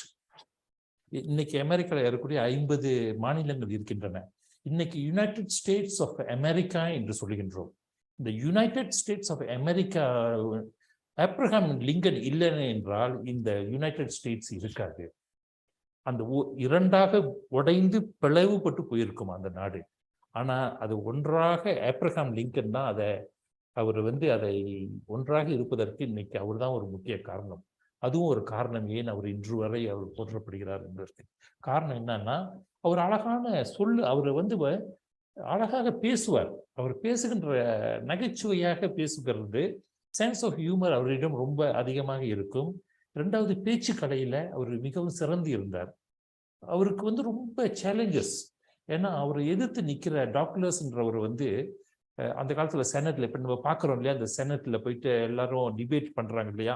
இந்த டிபேட்லாம் அந்த காலத்துல அந்த காலத்துல வேற ஸ்டைல்ல நடந்தது. ஒரு தியேட்டர் மாதிரி இருக்கும், அங்க போய் நின்று அதுல பேசணும். அப்படி அவங்க நின்று பேசுகின்ற பொழுது அவர் எதிர்த்து நின்றவர் வந்து ஒரு குள்ளமான ஒருத்தர். அவர் வந்து ரொம்ப ரிச் ஃபேமிலியிலிருந்து வந்தவர், ரொம்ப ஆடம்பரமாக உடுத்து இருப்பவர். அவர்களோட அவர் போட்டி போடணும். ஆனா அந்த போட்டி போடுகின்ற பொழுது அதுல வந்து அவரை எதிர்த்து நின்று சென்ட்ரா இருந்து அவர் தோத்து போயிடுவாரு. ஆனால் அவரோடு அந்த போட்டி போட்டு பேசுகின்ற பொழுது அந்த பேச்சு கலையை, அவருடைய பேச்சு திறமையை, வன்மையை மக்கள் உணர ஆரம்பித்தார்கள். அதுதான் பின்னால வந்து உலகத்திலேயே தலை சிறந்த பேச்சாளர்கள்ல ஒரு செலக்டட் ஸ்பீச்சஸ் ஆஃப் த வேர்ல்ட்னு எடுத்தோம்னா ஆப்ரஹாம் லிங்கனோட அந்த கெட்டிஸ்பர்க்ன்ற ஸ்பீச் ஒன்று இருக்கும். அதுல அவர் சொல்றாரு, ஒரு 2-3 தான் நான் மேற்கோள் காட்டுகின்றேன். Government by people for people அப்படின்ற ஒரு வார்த்தை இருக்கும். அந்த கெட்டிஸ்பர்க் ஸ்பீச்னு ஒன்று இருக்கும். அதாவது மெக்சிகோ வார் ஒன்று நடக்குது. அவர் பிரசிடென்டா இருக்கின்ற பொழுது 1961 பிரசிடென்ட் ஆன பிறகு அவர் வந்து இந்த மெக்சிகன் வார் ஒரு ஸ்பீச்சுக்கு அங்கே போறாரு. அங்கே வந்து ஏறக்குறைய 3500 சோல்ஜர்ஸ் இறந்த ஒரு இறந்ததுக்காக அவளுக்கு நினைவு கூறும் விழாவில் பேசுறாங்க. அந்த காலத்துல எல்லாம் ஸ்பீச்னா 2 மணி நேரம் 3 மணி நேரம் நம்ம தமிழ்நாட்டில் பார்ப்போம் அந்த காலத்துல பேசுறது. அந்த மாதிரி ஒருத்தர் வந்து பேசுறாரு. அவருக்கு முன்ன அந்த மாநில கவர்னர் பேசுறாரு. 2 மணி நேரம் பேசினாரு. 2 மணி நேரம் அவரு பேசி முடித்த பிறகு ஆப்ரஹாம் லிங்கனை பேச சொல்றாங்க. அவர் பேசுறது 2 நிமிடம் தான். 2 மணி நேரம் இவர் பேசுறது 2 நிமிடம் தான். அதுல அவர் அழகா சொல்லுவாரு, scores of years ago அப்படின்னு சொல்லி அந்த 300 வார்த்தைகள் 300 சொற்கள் தான் அதுல இருக்கும். அதுதான் உலகத்திலேயே தலை சிறந்த ஸ்பீச்சாக இன்று வரை போற்றப்படுகிறது. ஒரு 10 ஸ்பீச் உலகத்துல பேசப்பட்ட ஸ்பீச்ல அவ்வளவு அழகாக பேசுவார். அதுலதான் சொல்றாரு, இங்கே மடிந்திருக்கிறவர்கள் 3500 பேர் மடிந்திருக்கிறார்கள். அவர்கள் சும்மா வெறுமனே மடிந்து போகவில்லை. இவர்களுடைய நாட்டுக்காக இவர்கள் போட்டிருக்கிற இந்த உயர தியாகம் செய்திருப்பது இந்த மண்ணையும் இந்த நாட்டையும் இந்த உலகத்தையும் காப்பதற்காக. இவர்களுடைய தியாகம் சும்மாக வீணாக போகக்கூடாதுன்னு சொல்லி மக்களால் தேர்ந்தெடுக்கப்பட்ட அரசாங்கம் மக்களுக்காக வாழும் அப்படின்னு அழகா அதை சொல்லுவார். நான் தமிழ் படுத்தி சொல்லியிருக்கிறேன். அதெல்லாம் நீங்க போய் இன்டர்நெட்ல போய் பார்த்தீங்கன்னா பார்க்கலாம். அதே போல அவர் செனட்டரா இருக்கின்ற பொழுது ஒரு அழகான ஒரு வார்த்தை சொல்லுவாரு.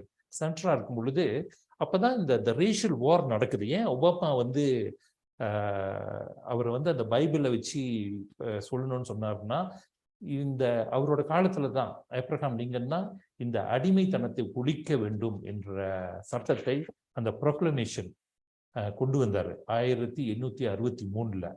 ஆக அவர் வந்து அதுதான் சட்டப்பூர்வமாக முதன்முறையாக இந்த அடிமைகளை அடிக்க வேண்டும் என்று சொன்னப்ப அந்த ப்ரொக்ளமேஷனை அவர் சைன் பண்றாரு. ஆக அதுல சொல்லுகின்ற பொழுது அவர் அழகா சொல்றாரு, ஒரு நாடு வந்து உடைந்தால் ஒரு அப்ப அந்த செனட்டரோட பேசிட்டு இருக்கின்ற பொழுது அந்த டிபேட்ல நடக்கும்போது சொல்றாரு, அழகா சொல்றாரு. என்ன சொல்றாருன்னா,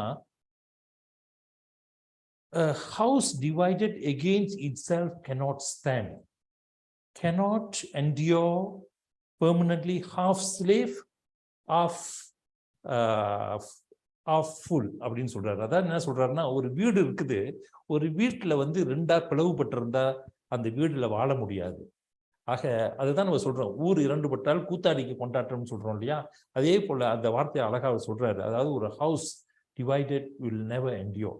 இது போல இந்த நாடு வந்து இந்த பக்கம் வந்து நம்ம வந்து அடிமைகளை வைத்துக்கொண்டு ஒரு ஸ்டேட் வந்து அடிமைகள் வேண்டான்னு சொல்றோம், அடிமையும் வைத்துக் கொள்கின்றோம். இந்த மாதிரி நமக்குள்ள இந்த பாகுபாடுகள் இருந்தால் இந்த நாடு உருப்படாது, வளராது இந்த நாடு அப்படின்னு சொல்லி அதை வந்து மென்மையாக அழகான ஒரு வார்த்தையில சொல்கிறார். அதே போல அவருடைய பிரசிடென்சியை முடிந்த பிறகு அவர் ரெண்டாவது தடவையை அவர் தேர்ந்தெடுக்க சமயத்துல அவர் வந்து அங்கு உரையாற்றுகின்றார். அப்பொழுது வந்து அந்த சிவில் வார் முடிந்தது. அந்த சிவில் வார் முடிந்த பிறகு அவர் உரையாற்றின அந்த அவர் பயன்படுத்திய அந்த சொல் பிரயோகம் தான் இன்னைக்கு நீங்க வாஷிங்டன்ல போனா அவருடைய அந்த மண்டபத்தில் அவர் சிலை இருக்கு இல்லையா, அதில் எழுதி வச்சிருக்காங்க. அதாவது with malice toward none, with charity for all. அதாவது என்ன சொல்றாருன்னா, அந்த அவருக்கு ரொம்ப எதிர்ப்பு கொடுத்துட்டு இருந்தாங்க இல்லையா, அதாவது அந்த அமெரிக்காவிலுடைய வட மாநிலங்கள் உள்ளவங்க எல்லாம் வந்து எப்படியாவது இந்த அடிமைத்தனத்தை ஒழிக்க வேண்டும் என்று சொன்னாங்க. ஆனா சவுத்தர்ன் ஸ்டேட் எல்லாரும் அடிமை வேணும், அடிமை இருக்கணும்னு இருந்தாங்க. அதனாலதான் அந்த போரே நடந்தது. அப்ப இந்த வட மாநிலத்தில் உள்ளவங்களுக்கும் இந்த சவுத் மாநிலத்தில் உள்ளவங்களுக்கும் அதுல வந்து அது வந்து ஆப்ரஹாம் லிங்கன் தான் வந்து பிரசிடென்டா வந்த சமயத்துல அது சிவில் வார் வந்துருச்சு. அப்ப அந்த போர் உருவாகிறது, சிவில் வார் நடக்குது. அவர் கையாண்ட விதம் தான் அதுல ஆச்சரியம். நீங்க போய் ஆப்ரஹாம் லிங்கனோட படத்தை பார்த்தீங்கன்னா இன்டர்நெட்ல போய் பாருங்க, நான் பேசி முடிச்ச பிறகு அவரோட இமேஜஸ் நிறைய இருக்கும். அவர் 1861 பிரசிடென்டா ஆன சமயத்திலையும் 5 வருடங்கள் கழித்து அவருடைய படத்தை நீங்க ஒப்பு நோக்குனீங்கன்னா அவருடைய முகத்துல நிறைய சுருக்கங்கள் இருக்கும், அந்த கண் வளையங்கள்லாம் நிறைய இருக்கும். இன்னைக்கு ஆராய்ச்சி பண்றவங்க சொல்றாங்க, he would have gone through tremendous stress. அந்த ஸ்ட்ரெஸ் வந்து அவர் தனி மனிதனாக போராடி இருக்கார். இன்னைக்கு வரலாற்று குறிப்புகள் நிறைய எழுதியிருக்கிறாங்க. ஆப்ரஹாம் லிங்கனுடைய வரலாற்றை ஆராய்கின்ற பொழுது எத்தனையோ இரவுகள் வந்து தனி மனிதனாக அவர் வந்து அந்த ஸ்ட்ரெஸ்ல தன்னைத்தானே எப்படி தீற்றிக் கொள்வதற்காக அவர் என்ன செய்வார்னா தனிமையில நடந்து செல்வாராம். அப்படியே நடந்து போவார் அந்த ஸ்ட்ரெஸ்ல. அவர் அதையெல்லாம் ரெக்கார்ட் பண்ணி வச்சிருக்காங்க, எழுதியிருக்காங்க. அப்ப he handled himself. இவ்வளவு அவருடைய அந்த ஸ்ட்ரெஸ் அவர் முகத்துல தெரிகிறது, எந்த அளவுக்கு நாட்டுக்காக அவர் வந்து உழைத்திருக்கின்றார். அதனாலதான் அந்த அந்த அந்த இதுல எழுதியிருக்கும் போது, அந்த மெமோரியல்ல எழுதியிருக்கும் போது அவர் சொல்லியிருக்காங்க, பீப்புள், அதாவது சாமானியனின் சகோதரன் அவர், அதாவது மக்களுக்காக வாழ்ந்திருக்கின்றார் அப்படின்னு சொல்றாங்க. அவரோட காலத்துல வந்து அவர் மிகவும் ரொம்ப நேசிச்சது வந்து அவருடைய மகன்கள், 4 பையன்கள். அந்த 4 பையன்கள்ல வந்து மூத்த மகன் ராபர்ட், வில்லியம், எட்வர்ட், இப்படின்னு 4 பேர் இருக்காங்க. அதுல ஒரு மகன், அவர் ரொம்ப நேசித்த மகன் வந்து 11 வயசுல அதிபரா இருக்கும்போது அவர் எங்கேயாவது போகும் பொழுது கூட்டிட்டு போவாரு, அவன் டைஃபாய்ட்ல இறந்து போயிடுவான். அடுத்தது 2வது வந்து இன்னொரு மகனும் 18 வயசுல இறந்து போயிடுவார். அவர் காலத்துக்கு பிறகு 18 வயசுல இறந்து கொள்வார். அவரோட சர்வைவா இருந்தது ஒரே மகன் வந்து ராபர்ட். அந்த ராபர்ட் தான் 82 வயசு வரைக்கும் இருந்தாரு அவரு. அப்ப அவர் பிரசிடண்டா இருக்கின்ற பொழுது அன்றாட லைஃப்ல எப்படி இருப்பாரு அப்படின்றத சில சான்றுகள், வரலாற்று சான்றுகள் இருக்கின்றன. அதாவது அவர் ஒரு பிரசிடண்டா 1861 தேர்ந்தெடுக்கப்பட்ட சமயத்துல அப்பெல்லாம் வந்து இப்ப நம்ம ஒயிட் ஹவுஸ்ன்னு சொல்றோம் இல்லையா, அப்போ வந்து ஒயிட் ஹவுஸ்ன்ற பேர் இல்லை, அதுக்கு பேரே வந்து எக்ஸிக்யூட்டிவ் ஹவுஸ். இப்பதான் வந்து அது வந்து ஒயிட் ஹவுஸ்ன்னு சொல்றோம். இந்த எக்ஸிக்யூட்டிவ் ஹவுஸ் அதுல அவர் சைன் பண்றதுலாம் அந்த பழைய படங்கள்லாம் நீங்க போய் பார்க்கலாம், இன்டர்நெட்ல இருக்கும்னு நினைக்கிறேன். நிறைய புத்தகங்கள் அந்த படங்கள் எல்லாம் இருக்கின்றன. அந்த ஒயிட் ஹவுஸ்ல வந்து இப்ப வந்து அந்த அந்த சிவில் வார் முடிஞ்ச பிறகு அங்கதான் அவர் வந்து அந்த சன்னல்ல நின்று அவரை பார்க்கறதுக்கு எல்லாரும் வந்து கை கொடுக்கும் போது அவர் கடைசியா நின்று அதுல பேசுறாரு. அந்த 1865 2வது தடவையாக அவரை தேர்ந்தெடுத்த சமயத்துல அது கழித்த சில நாட்கள்ல அவரை சுட்டு கொண்டுடுறாங்க. அவர் காலையில அவருடைய அன்றாட வாழ்க்கை எப்படி இருக்கும்னு பார்த்தோம்னா, காலையில 5 மணிக்கெல்லாம் எழுந்து விடுவார். 5 மணிக்கு எழுந்து விடுவாரு. எழுந்த பிறகு அவருடைய அந்த எக்ஸிக்யூட்டிவ் ஹவுஸ்ன்னு சொன்னோம் இல்லையா, அதுல உட்காந்து அந்த பேப்பர் ஒர்க்லாம் செய்வார். அந்த பேப்பர் ஒர்க்லாம் முடிஞ்ச பிறகு ஒரு 2 மணி நேரம் கழிச்ச பிறகு அவருக்கு பிரேக்ஃபாஸ்ட் வரும். அந்த பிரேக்ஃபாஸ்ட் கூட அவர் ரொம்ப அவர் வந்து தன்னை வந்து அவர் பிரசிடென்ட் ஆன பிறகு நான் சொன்னேன் இல்லையா, அவருக்கு ஸ்ட்ரெஸ் இருந்ததுன்னு சொன்னேன் இல்லையா, அவர் ஏற்கனவே ஒரு நோஞ்சான், ஏற்கனவே ஒரு ஒல்லியாக இருக்கக்கூடியவர் இன்னும் விழிந்து விட்டாராம். அவருடைய தன்னை பத்தி அவர் கவனிச்சுக்கிறது இல்லை. அவர் வந்து நிறைய அச்சுறுத்தல்கள் வந்து கடைசியில் அவர் இறக்க போது கூட அவருக்கு நிறைய அவரை கொலை செய்யக்கூடிய பல அறிகுறிகள் பல இதெல்லாம் தகவல் வந்தா கூட அதை அவர் பொருட்படுத்தாமே இருந்தார். அப்ப காலையில அவருக்கு ரொம்ப பிடிச்சது வந்து 2-3 பிஸ்கட். மத்தியானம் ஒரு 2 மணி போல ஒரு பிஸ்கட் சாப்பிட்டு வரான். பிஸ்கட்டு, சம் ஃப்ரூட்ஸ், இதுதான் அவருடைய சாப்பாடு. ஆக வேலையிலேயே இருப்பாராம். அவர் என்ன செய்வாரு, யாராவது அவர் பார்க்க வந்து வாசல்ல வந்து நின்னாங்கன்னா அவங்கள அவங்கள அவர் வந்து ஆரம்பத்தில் என்ன செய்தாருன்னா எல்லாத்தையும் வர வச்சது அவங்களோட இதெல்லாம் கேட்பாரு. அதிலும் குறிப்பா இந்த வார்ல வந்து சிவில் வார் நடக்கின்ற பொழுது அந்த சோல்ஜர்ஸ் எல்லாம் இருக்காங்க, இந்த சோல்ஜர்ஸோட அம்மா தாயார்லாம் வந்து சில சமயங்கள்ல வந்து அவர் வந்து பார்க்க வருவாங்க. எதுக்குன்னா இந்த சில சோல்ஜர்ஸ் வந்து ஓடி போயிடுவாங்க. ஓடி போயிட்டாங்கன்னா காணா போயிடுவாங்க, அதாவது தப்பிச்சு போயிடுவாங்க. அப்ப அதுக்கு தண்டனை வந்து என்னன்னா, அப்படி கண்டுபிடிக்கப்பட்டால் அவர்களுக்கு ஸ்ட்ரெயிட்டவே தூக்கு தண்டனை தான். அதுக்காக இந்த கருணை மனு அவர்கிட்ட கேட்க வருவாங்களாம். அப்ப வந்து அவர் வந்து அதை அவ்வளவு அழகாக மென்மையாக, அவர் ஒருத்தர் தான், அந்த பிரசிடென்ட் மட்டும்தான் அந்த அதிகாரம் இருக்கிறது. ஆக இந்த மாதிரி அவர் என்ன செய்வார்னா, அந்த மாதிரி எத்தனையோ தாய்மார்கள் வந்து அவர்கிட்ட கண்ணீர் வடித்த பிறகு அவர் வந்து அந்த சைன் போட்டு கொடுப்பாராம், சரி இவங்களை விடுவிச்சு கொள்றாங்க அப்படின்னு. அதே போல காவலாளியாக இருக்கின்ற பொழுது யாராவது தூங்கிட்டாங்கன்னா, ஒரு ஃபோர்ட்ல வந்து காவலாளியா இருக்கின்ற பொழுது அவங்க தூங்கிட்டாங்க, அவங்களுக்கும் தூக்கு தண்டனை.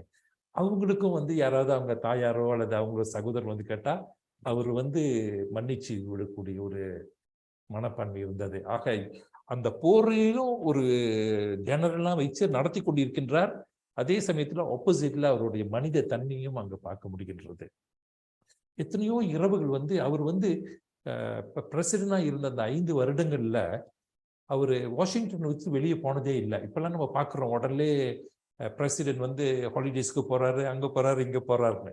அவர் காலத்துல வந்து அந்த மாதிரி 5 வருடங்கள் வாஷிங்டன்லயே அந்த அவரோட வாழ்க்கையே அந்த போரை செப்பனை செய்வதற்காகவே முடிந்தது.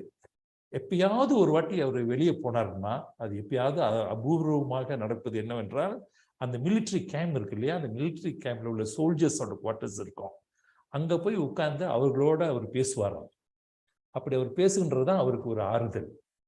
ஆக மக்களோடு மக்களாக பிரசிடென்டா இருந்தாலும் தன்னை வந்து ஒரு பிரசிடென்டா கருதாம அவங்களுடைய அந்த சோல்ஜர்ஸோடையே அவங்களுடைய துன்பங்களையும் அவங்களுடைய இன்னல்களையும் கேட்பதிலே தான் அவருக்கு ஆறுதல் கிடைத்திருக்கின்றது.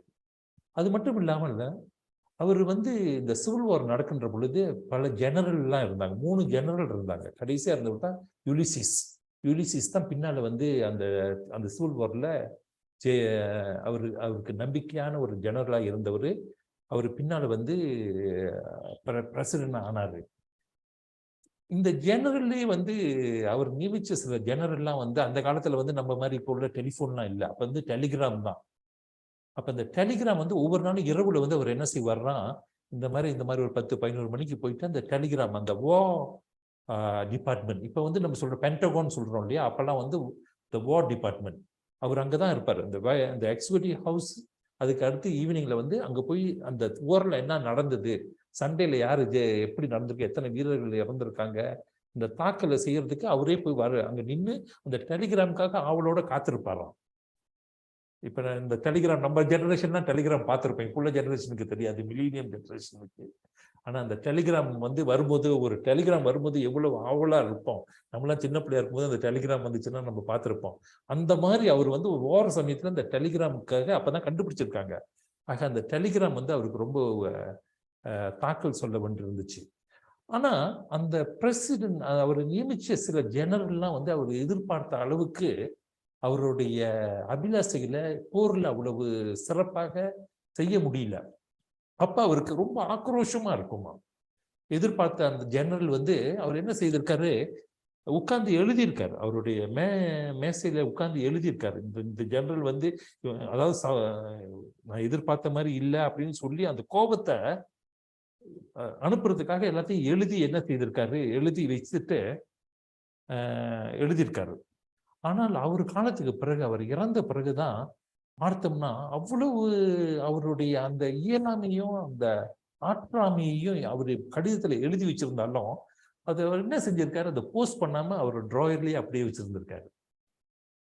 பாருங்க அவரோட அந்த மனித பண்பை பாருங்க. கோபம் வந்திருக்குது, ஆனா அந்த கோபத்தை வெளியில காட்டாம அவர் என்ன செய்திருக்காரு, தனக்குத்தானே சமாதானம் பண்ணிட்டு அதை அங்க அனுப்பக்கூடாதுன்றதுக்காக இப்படி பல தகவல்கள் வந்து பல லிட்ரேச்சர் வந்து அவருடைய காலத்துக்கு பிறகு கிடைத்திருக்கின்றது. அவரை பற்றி நிறைய தெரியணும்னா இன்னும் எவ்வளவு நேரம் இருக்கு பேசுவதற்கு, இன்னும் சில நிமிடங்களை முடித்துக் கொள்கின்றேன். பேசினா நிறைய பேசிக்கிட்டே போகலாம் ஆப்ரஹாம் லிங்கனை பற்றி. அவரோட கூட வேலை செய்தவர்கள் வந்து ஆரம்ப காலத்துல வந்து வழக்கறிஞராக அவர் வந்து இந்த ஸ்பிரிங்ஃபீல்ட்ல தான் அவர் வந்து வாழ்க்கையை தொடங்கினாரு. அந்த ஸ்பிரிங்ஃபீல்ட்ல ஹேண்டோன்ற ஒரு வழக்கறிஞர் தான் அவரோடு சேர்ந்து இந்த அவருடைய ப்ராக்டிஸ், லீகல் ப்ராக்டிஸை அவர் நடத்தி கொண்டிருந்தார். அவர் ஆப்ரஹாம் லிங்கன் பார்த்தீங்கன்னா உங்களுக்கு தெரியும், ஒரு பெரிய தொப்பி வச்சிருப்பாரு. அந்த தொப்பி போட்டிருப்பாரு, ஒரு பெரிய தொப்பி. அந்த தொப்பியை வந்து அவருடைய அலுவலகத்துக்கு போனோம்னா எல்லா தஸ்தாவேஜுகளும் எல்லா டாக்குமெண்ட்ஸும் அங்கே இங்கே சிதறி இருக்குமா. எல்லாம் ஏன்னா அவ்வளவு சாதாரண ஒரு மரத்தினால் அமைக்கப்பட்ட ஒரு சாதாரண அலுவலகம். அதன் காரணமாக அங்க வந்து முறையான வசதிகள் இல்லை. ஆனா அவர் என்ன எழுதியிருப்பாருன்னா, ஏதாவது முக்கியமான ஏதாவது தஸ்தாவேஜ் எங்கேயும் தேடி கிடைக்கலன்னா ஒரே ஒரு இடம் இருக்குது, அங்க நீங்க தேடுறீங்கன்னா நிச்சயம் அந்த டாக்குமெண்ட் கிடைக்கும். அது எங்கன்னா என்னோட தொப்பியில இருக்கும்னு சொல்லி எழுதி வச்சிருப்பாரு. அவரோட தொப்பியில போய் பார்த்தோம்னா அந்த தொப்பியில தான் அவரு அந்த முக்கியமான டாக்குமெண்ட் இருக்கும். உதாரணத்துக்கு வீல்லோ அல்லது கோர்ட்டுக்கு போக வேண்டிய டாக்குமெண்ட் அந்த தொப்பியில தான் இருந்திருக்கும். அதே போல முன்ன சொன்னேன் இல்லையா, அந்த கெட்டிஸ்பர்க் ஸ்பீச் 300 சொற்கள்ல எழுதினான்னு சொன்னேன் இல்லையா, அந்த ஸ்பீச் அவர் பேசுகின்ற பொழுது அந்த ஸ்பீச் அந்த தொப்பியில இருந்து தான் எடுப்பாரு, அதுலதான் எழுதி போட்டிருந்தாரு. இப்படி ஒரு சாதாரண எளிமையான மனிதனாக வாழ்ந்தாரு அவர். ஆக உணவுலையும் சரி, நான் சொன்ன மாதிரி தன்னைத்தானே அவர் பாதுகாத்து கொள்ள, தன்னை சிரத்தை எடுத்துக்கொள்ள. இப்பெல்லாம் நம்ம பார்க்கிறோம், இப்போ உள்ள பிரசிடென்ட் பார்த்தோம்னா எவ்வளவு பந்தோபஸ்து நடக்கின்றது, செக்யூரிட்டி எப்படி நடக்கின்றது, அதெல்லாம் அந்த காலத்துல அப்ப அந்த நாட்டை நிர்ணயித்த ஒரு சிற்பியாக அவர் இருந்திருக்கிறார். அதனாலதான் அவருக்கு அவ்வளவு புகழ். ஆப்ரஹாம் லிங்கன் வந்து எவ்வளவு அவருக்கு வந்து ஒரு சில வல்லுநர்கள் சொல்றாங்க, அவருக்கு இயற்கையாகவே ஒரு விதமான ஒரு மெலக்காலின்னு சொல்லுவாங்க. அதாவது நடராசர் இங்க இருக்கிற டாக்டர் நடராசர் இருக்காரு, உங்களுக்கு தெரிஞ்சுக்க அந்த சைக்காலஜிக்கல்ல அவருக்கு வந்து சில சமயங்கள்ல அவர் வந்து அந்த மாதிரி ஒரு டிப்ரெஷன் மோட்டுக்கு போயிடுவாராம். டிப்ரெஷன் இருக்கும் அது வந்து அவருக்கு வந்து. ஆனா அவர் வந்து அதனால அவரு கூட நெருங்கி இருந்தவர்கள் வந்து சில சமயம் சொல்லுவாங்க, அவர் வந்து ரொம்ப தனிமையாக, அந்த நான் சொன்னேன் இல்லையா, அந்த வாஷிங்டன் நகர்ல தனிமையாக நடந்து போவாருன்னு. ஆக அவர் சில சமயங்கள்ல எவ்வளவுக்கு எவ்வளவு மக்களோடு இருக்கிறாரோ அதே நேரத்துல அந்த தனிமையையும் நாடினார். அவருக்கு வாய்த்த அந்த மனைவி மேரியை பத்தியும் இங்க சொல்லணும் கட்டாயமா. அவங்க வந்து ஒரு பணக்கார குடும்பத்திலிருந்து வந்ததுனால அவங்களோட முதல் தொடர்பு வந்து எப்படி வருதுன்னா, அந்த ஸ்பிரிங்ஃபீல்ட்ல ஒரு வழக்கறிஞராக இருக்கின்ற பொழுது ஒரு ஒரு இரவுல வந்து அவங்களுக்கு தெரிந்த ஒரு நண்பர் வீட்டுல வந்து ஒரு விருந்து நடக்கிறது. அந்த விருந்துல தான் முதல்ல சந்திக்கிறாரு. அப்ப எல்லாரும் டான்ஸ் ஆடுறாங்க, அந்த பேலே டான்ஸ் மாதிரி பால் டான்ஸ் நடக்கிறது. அந்த டான்ஸ்ல இவருக்கு வந்து வளர்த்தியா இருக்கிறாரு, இவருக்கு ஆடவும் தெரியாது. ஆனா இவர் எல்லாரும் தூண்டுறாங்க ஆடணும்னு. அப்ப இவர் போய் மேரிக்கிட்ட கேட்கிறாரு, எப்படியாவது ஒரு ஆட தெரியாத ஒரு கோமாளி ஆட போகிறேன், நீங்க எனக்கு கை கொடுக்க முடியுமா அப்படின்னு சொல்லி முதல் சந்திப்பு நடக்கிறது. அப்படிதான் அதன் பிறகு அந்த சந்திப்பின் மூலமாக அப்படியே அது வந்து வளர்ந்து திருமணமாக ஒரு வருடத்துல திருமணம் நடக்கிறது. ஆனா அவங்க அந்த பணக்கார குடும்பத்திலிருந்து வந்ததுனால அவங்க என்ன செய்வாங்கன்னா, ரொம்ப ஆடம்பர விரும்பி, அதனால ஆப்ரஹாம் லிங்கனுக்கு தெரியாமையே நிறைய இப்போ இந்த ஒயிட் ஹவுஸ் இருக்கு இல்லையா, இந்த எக்ஸிக்யூட்டிவ் ஹவுஸ்ன்னு சொன்னேன் இல்லையா, அவருக்கு தெரியாமையே அவங்க என்ன செய்திருவாங்க, நிறைய ஒரு 20,000 அந்த காலத்தில் உள்ள $20,000 வந்து செலவு பண்ணி வச்சிருவாங்க. இந்த அலங்காரம் பண்றது, இந்த திரை செய்யறது, கேட்டுன்னு அது இதுன்னு. அது ஒரு நாள் லிங்கன் வந்து சொல்லுவாரு, இதை பார்த்துட்டு சொல்றாரு, என்னம்மா இப்படி செஞ்சிட்டீங்களே, இதுல வந்து மக்கள் எல்லாம் சாதாரணமாக ஏழ்மையில இருக்கிறாங்க, இதுக்கு போய் இவ்வளவு செலவு பண்ணியிருக்கிறோமே, இது வந்து மக்கள் வந்து என்ன நினைப்பாங்க, என்ன பேசுவாங்க, இந்த மாதிரி செலவு பண்ணிருக்க கூடாதுன்னு அவர் ஆற்றாமையா சொல்லுவாரு. அது மட்டும் இல்லாம கடைசியில அவருக்கு தெரியாமையே, ஆப்ரஹாம் லிங்கனுக்கு தெரியாமையே நிறைய இந்த மாதிரி, ஏன்னா பிரசிடென்டோட வைஃப் ஃபர்ஸ்ட் லேடின்றதுனால அவங்களுக்கு வந்து நிறைய தொழில் அதிபர்கள் இவங்கெல்லாம் வந்து நிறைய அவங்க போய் ஆர்டர் பண்ணிடுவாங்க, ஃபர்னிச்சர் அது இதுன்னு ஆர்டர் பண்ண பிறகு அவர் காலத்துக்கு பிறகு அதெல்லாம் வந்து அடைக்கக்கூடிய ஒரு சூழல் வந்துச்சு. பின்னால வந்து அவங்க என்ன செய்யறாங்கன்னா, அப்படியே அவங்களுக்கு ஒரு மென்டல் ஸ்டேட், அவருடைய கடைசி காலத்தை சொல்லி முடித்து விடுகின்றேன். மேரி வந்து இவ்வளவு இருந்தாலும், அவரோட தொடர்பு உடன் இருந்தாலும், கடைசி சமயத்துல அவர் எங்க போனாலும் மேரியை தனியா விட்டுட்டு போக மாட்டார், மனைவிய. ஆனா இவங்க என்ன செஞ்சிருவாங்க, எங்கேயாவது ஒரு பப்ளிக் ஃபங்க்ஷனுக்கு எங்கேயாவது போனாங்கன்னா, யாராவது பிரசிடென்ட் பக்கத்துல யாராவது ஒரு லேடி வந்து நின்னாங்கன்னா உடனே அவங்க வந்து ஒரு ரிபாக் பண்ணிடுவாங்க, ஒரு நீ என்னத்துக்கு முன்னுக்கு வந்து நிக்கிற, நீ வந்து என்ன ஃபர்ஸ்ட் லேடி அவ்வளவு விரும்புறியா அப்படின்னு சொல்லி ஒரு கலபரத்தை உருவாக்கி விட்டுருவாங்க. ஒரு அந்த சூழலில் அதையும் அவர் சகித்து கொண்டு வாழ்ந்தாரு. ஆக இப்படிப்பட்ட சூழல்ல அப்ப அவங்களுக்கு என்ன ஆயிரும்னா, அவர் இறக்கிறதுக்கு ஒரு 2 நாளைக்கு முதல்ல லிங்கன் வந்து ஒரு கனவு காண்கிறார். அதாவது அவர் கனவுல, அதாவது அந்த எக்ஸிக்யூட்டிவ் ஹவுஸ்ல ஒரு மத்தியில வந்து ஒரு பெரிய சபை படுத்திருக்கிற மாதிரியும், அதுல அவரு படுத்திருக்கிற மாதிரியும், சபை பெட்டி இருக்கிற மாதிரி அவர் கனவு கண்டாரு. அதை வந்து சொல்றாரு, நெருங்கியவங்கெல்லாம் சொல்றாரு, இந்த மாதிரி கனவு கண்டேன்னு. 2 நாளுக்கு பிறகு அவரே அதே இடத்துல அதே போல அது உண்மையாக நடந்து விடுகிறது. அந்த இறுதி அவரு அந்த கடைசி ஏப்ரல் 14 வந்து என்ன செய்யறாரு, வெளியாகிறதுக்கு முதல்ல அந்த எக்ஸிக்யூட்டிவ் ஹவுஸ் அவங்க வாழ்ந்தாங்க இல்லையா, அந்த வெள்ளை மாளிகையில வந்து லிங்கன் பெட்ரூம்னு சொல்லுவாங்க. பெட்ரூம் நிறைய பேர் நீங்க கேள்விப்பட்டிருப்பீங்க, ஓ லிங்கனுடைய ஆவி வந்து இன்னும் அங்க வந்து ஒயிட் ஹவுஸ்ல இருக்குது அப்படி இப்படின்றதெல்லாம் நிறைய கதைகள் இருக்கின்றன. இந்த லிங்கன் பெட் ஹவுஸ்ன்றது வந்து என்னன்னா, அது வந்து அங்கதான் அவர் உட்கார்ந்து நிறைய, அந்த பெட் ஹவுஸ்ன்றது வந்து ஆக்சுவலி ஆஃபீஸ். அவர் காலத்துக்கு பிறகு அதுதான் நிறைய பிரசிடென்ட் தான் அதான் அவரோட ஆஃபீஸ். ஒரு காலமும் அந்த பெட் ஹவுஸ்ல லிங்கன் படுத்ததே இல்லை. அது வந்து அந்த பெட் ஹவுஸ்ன்றது வந்து இந்த ஓவல் ரூம் சொல்றோம் இல்லையா, அந்த மாதிரி அதுதான், அது one of the guest house. இப்போ வந்து அது கெஸ்ட் ஹவுஸா ஆக்கிட்டாங்க. அது இப்போ வந்து ஒபாமா காலத்துக்கு பிறகு அதுல யாரும் இப்போ தங்குறது இல்லை. But it has been oval house.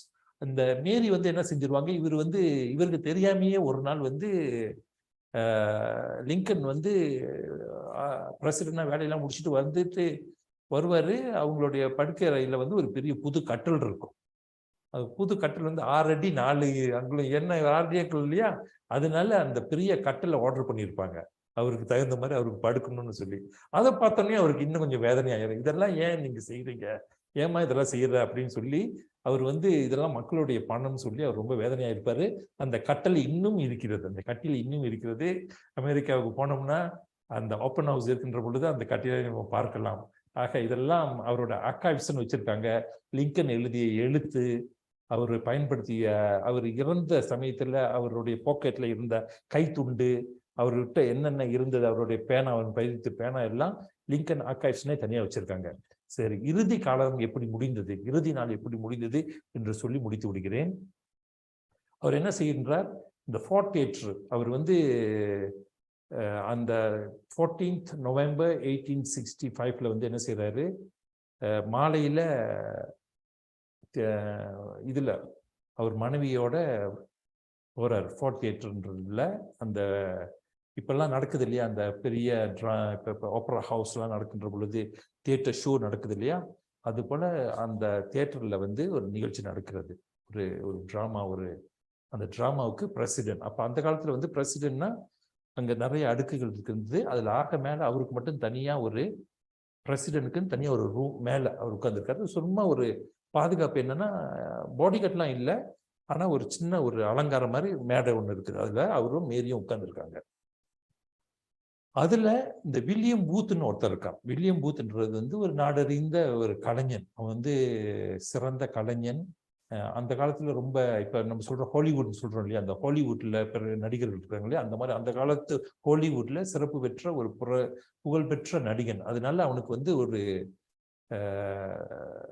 பிரபலியம். ஆனா அவன் ஆரம்ப காலத்துல இருந்தே இந்த லிங்கனுக்கு வந்து எதிர்ப்பு தெரிவிச்சவன். லிங்கனை பிடிக்காது. அவன் ஒரு பெரிய பக்கா ரேசிஸ்னா அந்த ஏன்னா இவர் வந்து அந்த பிளாக்ஸ்க்கு வந்து ஸ்லேவ்ஸை வந்து சப்போர்ட் பண்றாரு அப்படின்றதுனால இவரை வந்து எப்படியாவது இவரை அவருடைய 2 பேரும் சந்திச்சிருக்காங்க, ஏற்கனவே சந்திச்சிருக்காங்க. அதாவது 2வது தடவையை வந்து அவர் வந்து சத்தியப்பிரமாணம் எடுக்கின்ற பொழுது, லிங்கன் இருக்கிற பொழுது அந்த டிக்னிட்டரிஸ்ல அந்த இவரை கொலை செய்த அந்த பூத் அங்க இருக்கின்றான், அவனும் கலந்து கொண்டான். ஆக அவ்வளவு ஒரு பிரபலமான ஒருத்தன். அந்த கலை நிகழ்ச்சி நடக்குது அன்னைக்கு இரவுல வந்து அந்த ஷோ நடக்குது. அந்த ஷோ நடந்துகிட்டே இருக்கின்ற பொழுது சின்ன பிரேக் நடக்குது, அந்த இடைவேளை நடக்குது இல்லையா. அந்த இடைவேளையில இவன் நேரா என்ன செய்யலாம், நேரா மேல அப்படியே படியேறி வந்து லிங்கன் இருக்கிற இந்த சைட்ல லிங்கன் உட்கார்ந்துருக்காரு, இங்க மேரி உட்கார்ந்துருக்காங்க. நேரா அங்க வந்து அந்த புல்லட் வச்சு அவன் வந்து சுட்டுறான். ஆனா அவன் சுட்டது வந்து அந்த சத்தம் யாருக்குமே கேட்கல, அந்த மண்டபத்தில் யாருக்குமே கேட்கல. ஏன்னா அந்த நாடகங்கள்லாம் நடந்துகிட்டு இருக்கிறதுனால அவர் அப்படியே கேட்டு அப்படியே தலையை சாச்சிடுறாரு. அப்ப மேரி பக்கத்துல இருந்தவங்க என்ன செய்யறாங்க, இவர் அப்படி தலையை சாச்சிருக்காருன்னு கையை வைக்கிறாங்க. கையை வைக்கும் போது ரத்தம் அப்படியே ஒழுகுது. அப்பதான் தெரியுது வந்து அவங்க சொல்றாங்க, ஓ பிரசிடென்ட் வாஸ் ஷாட்னு அவங்க சொல்றாங்க. அதன் பிறகுதான் ஒரு அந்த அவைக்குள்ளேயே ஒரு சின்ன சலசலப்பு ஏற்படுகிறது. அப்ப அங்க வந்து டாக்டர் பில்லியம்னு ஒருத்தர் இருக்காரு, அவர் அங்க இருந்தாரு. அவர் வேகமாக என்ன செய்யறாரு, மேலே ஏறி வந்து அதை பார்க்கிறாரு. இந்த தோட்டா உள்ளுக்கு போயிருக்குது. நேரா போய் அவரோட கண்ணுகிட்ட நேரா அது பதிஞ்சிருக்கு. அப்போ உடனே என்ன செய்யறாங்க, அவரை எடுத்து போயிட்டு பக்கத்தில் உள்ள ஒரு இந்த தேட்டருக்கு பக்கத்தில் உள்ள ஒரு மண்டபத்துல அவர் வைத்திருக்காங்க. அவர் வச்சு அதன் பிறகு மேரியும் போய் கலந்து கொள்றாங்க. அவருடைய மகன் ராபர்ட் அவனும் பக்கத்துல இருந்தான். அப்புறம் அவருடைய செக்ரட்டரிஸ் எல்லாம் அவரோட வந்து சில செக்ரட்டரிஸ் எல்லாம் அங்க இருக்கிறாங்க. ஆக அந்த வழியில அவர் முனகி கொண்டே இருக்கிறார். அந்த வழியை தாங்க முடியாம பேசுறாரு முனகுறாரு. ஆக இரவு 10 மணி போல he was shot. மறுநாள் 7:22 காலையில அவர் வந்து இறுதி மூச்சு, அவருடைய மூச்சு பிரிகிறது. ஆக அப்ப அவர் ஆனா பக்கத்துல அந்த மேரி இருக்கும்போது அவங்க அந்த ஏற்றுக்கொள்ள முடியாம அவங்க ரொம்ப இது பண்றதுனால அந்த மேரி வந்து அங்கிருந்து கூட்டிட்டு போயிடுவாங்க, அவர் பக்கத்துல இருக்க வேண்டாம்னு சொல்லி. ஆனா அவருடைய மகன் ராபர்ட் கூட இருந்தாருங்க. கடைசியா இருந்தது அந்த மகன் தான் ராபர்ட். அப்புறம் மற்றவங்களாம் இருந்தாங்க. ஆக இறந்த சமயத்துல அவருடைய ஸ்டேட் ஆஃப் செக்ரட்டரி செவாட்னு ஒருத்தர் இருந்தாரு. அவர் சொல்றாரு, இன்று பிரசிடென்ட் இருந்த பொழுது நம்ம தமிழ்ல சொல்லுவோம் இல்லையா, தேவலோகத்தை அடைந்தார், தேவரோடு தேவராக சேர்ந்து விட்டார் அப்படின்னு சொல்றாரு. ஆக அது உண்மையிலேயே வார்த்தை, உண்மையான சத்தியமான ஒரு வார்த்தை. ஒரு தேவலோகத்து தேவனாக சேர்ந்து விட்டார் என்று அந்த லிங்கனை சொல்லுவாரு. அந்த வார்த்தைகளை இன்றைய வரைக்கும் அதை பெருமையாக சொல்லுவாங்க. உண்மையிலேயே மண்ணில் சாதாரண மைந்தனாக பிறந்தவன் ஒரு தேவனாக உருவெடுத்திருக்கின்றான். அப்படிப்பட்ட ஒரு ஆளுமை நம்மிடையே வாழ்ந்திருக்கின்றார். அவரை பற்றி நிறைய படியுங்கள், நிறைய செய்திகள் இருக்கின்றன. அவரை கேட்ட நிறைய படியுங்கள், இன்னும் நிறைய செய்திகள் சொல்லலாம். இன்னும் என்னை விட்டா 3 மணி 4 மணி நேரம் பேச முடியும். அவரை பற்றி அவ்வளவு தகவல்கள் இருக்கின்றன. இருப்பினும் நேரம் கருதி அவரை பற்றி பகிர்ந்து கொள்வதற்கு சில மணித்துளிகளை கொடுத்ததற்காக மாஸ்டர் அவர்களுக்கும் பொறுமையோடு கேட்ட உங்கள் அனைவருக்கும் என் பணிவான வணக்கத்தை தெரிவித்துக் கொண்டு விடைபெறுகின்றேன். நன்றி. அருமையான பேச்சு. இப்பொழுது அருந்ததி மாஸ்டர் அவர்கள் தன்னுடைய கருத்தை கூறுவார்கள்.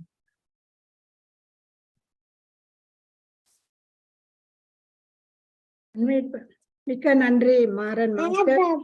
மிக அழகாக கூறியிருந்தீர்கள். ஒரு சாதாரண எளிய மனிதர் எப்படி நாட்டுக்காக உழைத்தார் என்றெல்லாம் மிகவும் அழகாக கூறியிருந்தீங்க. அதை மக்களுக்காக உழைத்தவர். அவர் அதை என்னன்னா தானே தியானம் வேலையே கவனமாக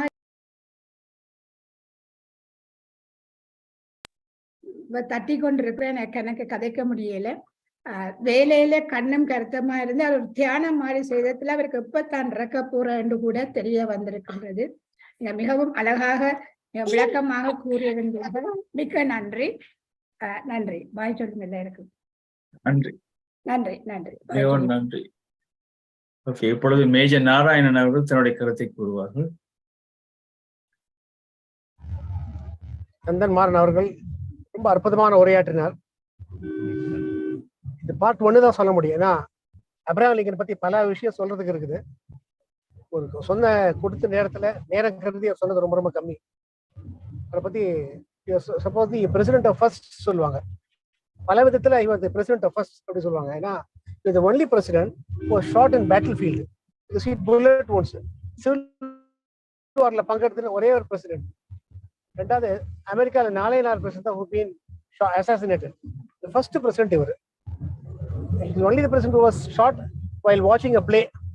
The John Wilkes Booth ஐயா ரொம்ப அற்புதமா சொன்னாரு. அந்த டையிங் மூமெண்ட்ஸை அவ்வளோ அருமையா கேப்சர் பண்ணிருக்காரு நம்ம நந்தன் மார்க். அவரோட கடைசி வார்த்தை என்ன அப்படின்னு கேட்டா சொல்லுவாங்க, it really does not matter. அதான் சொன்னாரு.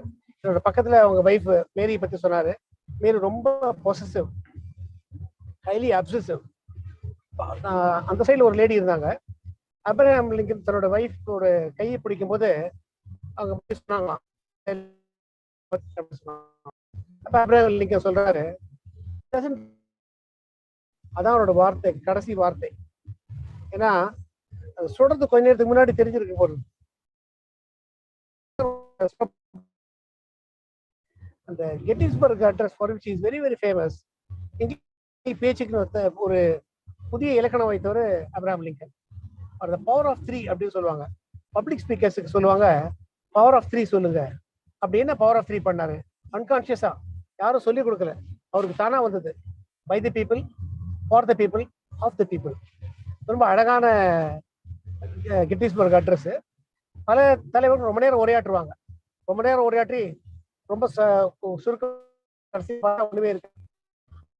250 தான் சொல்லுவாங்க கெட்டிஸ்பர்க் அட்ரஸ்.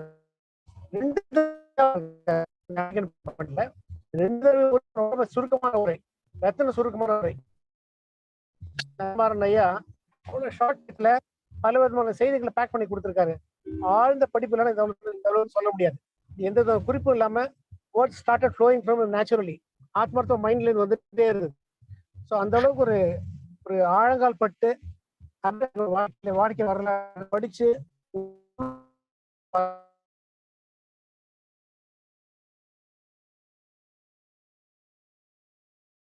சுதந்திரம் கொடுத்து இதான் 3 ரொம்ப very very powerful achievements of Abraham Lincoln. Nandan Maran அடுத்த முறை ஒரு வரணும். அப்ரஹாம் லிங்கன் பார்ட் 2 தரணும்னு கேட்டுக்கொள்கிறேன். நன்றி, வணக்கம். நன்றி. மிகவும் அருமையான பேச்சை பேசின மாறனுக்கு மிகவும் நன்றி. அதாவது மாறனால்தான் இப்படி அப்ரஹாம் லிங்கனை பற்றி சொல்ல முடியும். என்ற சுருக்கமாகவும் தெளிவாகவும் பேசியிருக்கிறார் அவர். நான் அமெரிக்காவுக்கு போகும்பொழுது நான் அவர்கிட்ட சிலையை பார்க்கறதுக்கண்டே நான் போனேன். அவர் சிலைக்கண்டே பிறந்தவர் மாதிரியே இருப்பார். அவர் அச்சீவ் பண்றதுக்கண்டே பிறந்தார். அதைத்தான் நான் சொல்றேன் வித்தியாசமா. அப்படிப்பட்ட ஒரு அப்ரஹாம் லிங்கனை பற்றி பேசினது மிகவும் மகிழ்ச்சி. ஆனா பலருக்கு தெரியாது, கனவேருக்கு அது தெரியாம போச்சு. 16வது பிரசிடென்ட் தான் இருந்திருக்கிறார். இப்ப 45 46வது பிரசிடென்ட்ஸ் எல்லாம் வந்துட்டாங்க. ரெண்டுபடியா பலருக்கு அது தெரியாம இருந்திருக்கும். இப்படி நீங்க இடையில இப்படி பேசினது மிகவும் நன்றாக இருக்கிறது. பலருக்கு அவருடைய சரித்திரம் தெரிஞ்சது. அதுலேருந்து நாங்கள் படிக்கக்கூடிய பாடங்கள் கூட இருக்குது. இவன் ஒரு ஏழை குடும்பத்தில் பிறந்தால் கூட, ஒரு விறகுவெட்டியின் மகனாக பிறந்தால் கூட அந்த நேர்மையாக இருந்திருக்கிறார். மற்றது ஒரு கண்ட்ரியை எப்படி நீங்கள் ரூல் பண்ண வேணும், ஒரு லஞ்சம் வேண்டாம, மற்றது நேர்மையான முறையில் எப்படி ரூல் பண்ண ஒரு எடுத்துக்காட்டாக இருக்கிறார். அவருக்கு அந்த நேரத்தில் ஒரு தடவை அவருக்கு தியானம் சொல்லி கொடுக்கவில்லை என்று எனக்கு துக்கமாக இருக்கிறது. இந்த நேரம் தெரிஞ்சால் அவர்கள் இவன் திறமாக இருந்திருப்பார். அது எந்த அவர் வந்து காந்தி இருக்கையே இருந்திருக்கிறார். அதுக்கு முதல் வந்த அதுக்கு முதல்ல காந்திக்கு முதல்ல சரியான அப்ப காந்தியின் ஆக்டிவிட்டிஸ் ஒன்றும் தெரியாது அவருக்கு. மார்ட்டின் லூதர் கிங் எல்லாம் அவர்கிட்ட இருந்தா நான் காந்திகிட்டே இருந்தா நான் படிச்சேன். Nelson Mandela. Anyway okay too late. அதுக்கு தெரியாம போய்விட்டது. மிகவும் துக்கமான விஷயம். தியானம்ன்றது வந்து செய்யும் தொழிலே தெய்வம் சொல்றோம் இல்லையா, அது போல அவர் வந்து அந்த தொழிலே அதான் ஃபோக்கஸ், அதுதான் அவரோட தொழிலையே செய்திருக்கிறார். ஆனா அவர் சரியான ஸ்ட்ரெஸ்ல இருந்திருக்கிறார் நீங்க சொன்னீங்களா? ஆமா, ஸ்ட்ரெஸ்ஸுக்கு தொழில கூட இருந்தா கூட அவர் அந்த தியானத்தையும் அவர் கூட செய்திருந்தா நல்லா இருந்திருக்கும். ஆனா தியானத்தை பற்றி அவர் அதை பற்றி கதைக்கவே இல்லையா? ஓகே, நன்றி. அவர் தொழிலைத்தான் அவர் தெய்வமா இருந்திருக்கிறார். அவர் தியானமே இப்பதான் நம்ம ஒரு காலத்துல வந்து மறுமை வாழ்க்கைக்கு தான் தியானம் இருந்துச்சு. ஆனா அண்மை காலமா தான் நாம எல்லாம் தியானத்தை தெரிந்து கொள்கின்றோம்.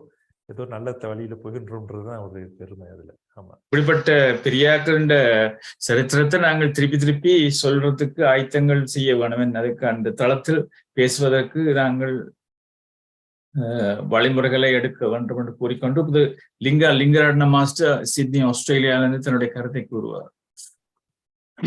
அனைவருக்கும் என்னுடைய வணக்கம். இன்று மாறன் மாஸ்டர் அவர்கள் மிக அருமையாக ஏப்ரஹாம் லிங்கனை பற்றி கூறியிருந்தார். அவர் சில நாட்களுக்கு முன்பு ஒரு தைப்பூசத்தை பற்றி ஒரு நேர்முக வர்ணனை போல சொன்னார். இன்று ஒரு கதை சொல்வது போல ஒரு வாழ்க்கையை அவருடைய பிறந்ததிலிருந்து இறக்கும் வரை அவருக்கு அந்த வாழ்க்கை வரலாற்றை மிக அழகாக சொன்னார். நான் ஒன்றை மட்டும் நான் அதை சொல்ல விரும்புகின்றேன். மனித நேயம் படைத்த ஏப்ரஹாம் லிங்கன், அதிலே ஒரு நாள் அவர் கூட்டத்துக்கு போகும் பொழுது ஒரு பண்டி குட்டி ஒன்று சேற்றிலே அகப்பட்டு கொண்டிருக்கின்றது. அது உடனே அவர் இறங்கி அதை சேற்றில் இருந்த பண்டி குட்டியை எடுத்து காப்பாற்றி விட்டு கூட்டத்துக்கு போயிருந்தார். அப்படியான ஒரு மேதை தான், ஒரு மனித நேயம் உடையவர் தான் ஏப்ரஹாம் லிங்கம் என்று கூறிக்கொண்டு உங்களுக்கு என்னுடைய பாராட்டுகளை நன்றிகளை தெரிவித்துக் கொள்கிறேன். நன்றி. மிகவும் நன்றி. அடுத்ததாக அகிலன் பாரிஸ் பிரான்ஸ்ல இருந்து என்னுடைய கருத்தை கூறுவார். வணக்கம் அனைவருக்கும். இன்று மாறன் நந்தன் மாஸ்டர் அவர்கள் எங்களுக்கு அப்ரஹாம் லிங்கனை பற்றி கொஞ்சம் சிந்திப்பதற்கு நல்ல வாய்ப்பு தந்திருக்கிறார். நல்ல கருத்துக்களை சொல்லி நாங்கள் அவரை பற்றி கொஞ்சம் சிந்தித்திருக்கிறோம் இதுவரையும். அப்ரஹாம் லிங்கன் இவ்வளவு தூரத்துக்கு முன்னேறியதுக்கு அவருடைய நேர்மைத்தன்மையும் அவருடைய கடின உழைப்பும் தான் அவரை இந்த தூரத்துக்கு உயர்த்தி இருக்கிறது. அது மட்டுமல்ல, அதை விட இன்னும் ஒரு காரணம் இருக்கிறது. அவருடைய விதி நல்லாக இருந்திருக்கிறது. அவரை ஏழை குடும்பத்திலிருந்து அவரை நாட்டினுடைய ஜனாதிபதி வரைக்கும் உயர்த்தி இருக்கிறது என்றால் அவருடைய விதியும் நன்றாக இருக்கிறது. அது மட்டுமில்ல, அவருடைய காலத்தில் வாழ்ந்த மக்களினுடைய விதியும் நன்றாக இருக்கின்றது. என்றால் அவருடைய ஆட்சிக்கு கீழ் நல்ல ஆட்சியை பெறுவதற்கான விதி அந்த மக்களுக்கு அந்த காலத்தில் இருந்தபடியால் தான் அவர் இந்த தூரத்துக்கு உயர்ந்திருக்கிறார் என்றும் நாங்கள் பார்க்க வேண்டும். எப்படி நல்லவராக இருந்தாலும் நாங்கள் அவரை விட்டு வைப்பதில்லை என்ற அந்த வளமைக்கேற்ப, அதாவது அந்த காலத்திலிருந்தே சிலுவையில் அறைந்த காலத்திலிருந்தே நல்ல மனிதர்களை நாங்கள் விட்டு வைப்பதில்லை என்ற அந்த கொள்கையில நாங்கள் அவரையும் மக்கள் அனுப்பிவிட்டார்கள். இதிலிருந்து நாங்கள் தெரிந்து கொள்ளக்கூடியது, அவருடைய வாழ்க்கை வரலாற்றை படித்து அவரை போல அந்த நேர்மையையும் உழைப்பையும் நாங்கள் பின்பற்றி கொள்ள வேண்டும். விதி எப்படி இருந்தாலும், விதி நன்றாக இருந்தால் எங்களுக்கு உயர்வு தான். ஆனாலும் விதி எங்களுக்கு தெரியாது என்றபடியால் நாங்கள் நேர்மையாகவும் அவரை போன்ற உழைப்பாளியாகவும் இருக்க வேண்டியது அவசியம் என்பதை அவருடைய வாழ்க்கை வரலாற்றிலிருந்து நாங்கள் படித்துக் கொள்ள வேண்டும். இன்றைக்கு இப்படியான சிந்தனைக்கான வாய்ப்பை எங்களுக்கு தந்த மாறன் நந்தன் அவர்களுக்கு நன்றி கூறி விடைபெற்றுக் கொள்கின்றேன். நன்றி. அதாவது அவர் இறந்த ரீசன் வந்து அந்த பிளாக்ஸ் இந்த அடிமை தலைய அறுத்தறுக்கிறதுக்கு தான் அவர் அதை போராடி, இது அதாலதான் இறந்தார். அவர் கஷ்டப்பட்டது அதுக்குத்தான். அவரை போய் சுட்டிருக்கிறாங்கன்னு கேட்கறது மனவருத்தமா இருக்கு. அதாவது இந்த அடிமைத்தலைய பிளாக்ஸுக்கு ரைட்ஸ் கொடுக்க வேணும் என்றுதான் பாடுபட்டவர். அதாலதான் அவர் இறந்த ரீசன். அதனாலதான் அந்த பூத் வந்து போய் சுட்டு இருக்கிறான். அது உண்மைதான். அது அகிலன் மாஸ்டர் சொன்ன மாதிரி மனிதன் மாறிவிட்டான்னு கண்ணதாசன் சொன்னார் இல்லையா? மனிதன் வந்து பாருங்க, அவனுக்கு அந்த வன்மை இருந்து கொண்டே இருக்கிறது. அந்த வன்மையிலே எத்தனையோ பேரை பறி கொடுத்து விட்டோம். காந்தியை பறி கொடுத்து விட்டோம், லிங்கனை பறி கொடுத்து விட்டோம், கென்னடியை பறி கொடுத்து விட்டோம், நமது பல தலைவர்களை நாம் பறி கொடுத்திருக்கின்றோம். ஆக மனிதன் மாறவில்லை, என்ன செய்வது? மனிதனுக்குள்ளேயே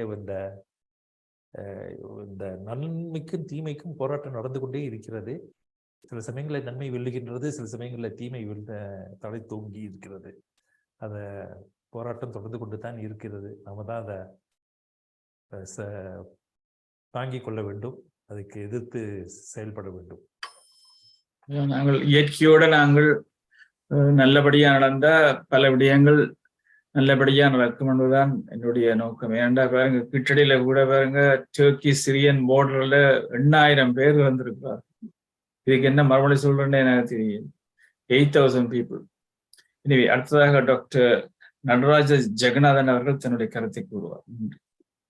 எல்லோருக்கும் வணக்கம். நான் சிறு வயதில்தான் இப்ராஹிம் லிங்கன் சரித்திரத்தை சுருக்கமாக படித்தேன். நான் அதுக்கு பிறகு திரும்ப படிக்கல. என்று நான் மாறன் மாஸ்டரோட பேச்சை கேட்டு ரொம்ப சிறப்பாக இருந்தது. அது என்ன டாபிக் பேச போறான்னு தெரியுமென்றபடியே நான் கூகுளில் சும்மா இப்ராஹிம் லிங்கன் கோட்ஸ் முதலே பார்த்து விட்டேன். அப்படியே நான் கெடுத்தனமாக சொல்றேன்னு நினைக்க வேண்டாம். அந்த 2 கோட்ஸ்ல அவர் சொன்னது, முதலாவது பலரை சில காலம் ஏமாற்றலாம், சிலரை பல காலம் ஏமாற்றலாம், ஆனால் எல்லோரையும் என்ன காலத்திலையும் ஏமாற்ற இயலாது என்று. மற்றது, வாயை மூடிக்கொண்டிருந்து முட்டாளாக இருப்பது வாயை திறந்து முட்டாளாக போவது என்பதாக சிறப்பு. அந்த 2ம் எனக்கு பிடித்து கொண்டது. மற்றது, இந்த காந்திக்கும் அதே கதிதான். இந்த சத்தியம் காப்பதாக பாடுபடுபவர்கள் பல விதங்களிலே தியாகம் செய்ய வேண்டும். விசில் ப்ளோஸ் எல்லாரும் வேலை பறிபோகின்றது. பிகாஸ் அதை உண்மைக்காக பாடுவார்கள். அப்ப அதே மாதிரி தான் சத்தியம் காக்கைக்குள்ள உயிரையும் தியாகம் செய்ய வேண்டியது. அதே மாதிரி தான் இவருக்கும் காந்திக்கும் நடந்தது. இந்த வேலை பழுதான் அவருக்கு ஸ்ட்ரெஸ் கொடுத்தது என்று ஆக்கள் எடுத்துக்கொள்ளலாம். ஆனால் அந்த வேலையை நாங்கள் ஒரு சந்தோஷமாக செய்தால் அதுவே தியானமாக வந்துவிடும். அதனுடையால் அப்ப வேலையிலே சந்தோஷமா என்ஜாய் பண்ணி செய்வது தியானம் என்று வேறு நேரம் ஒதுக்க வேண்டியதில்லை என்று என் கருத்து. அதோட எனக்கு சொல்வார்கள், மெடிசின் படிப்பதில்லை, எந்த ஸ்ட்ரெஸ் செய்தாலும் தலைமுடி போய்விட வேண்டும். ஆனால் ஏப்ரஹாம் லிங்கனுக்கு தலைமுடி இருந்தது. ஆகவே இந்த வரி லைன்ஸுக்கு வேற காரணம் இருக்கலாம்.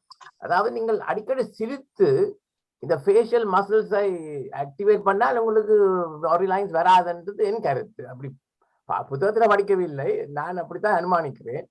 நானும் ஒரு வாரியர் தான்.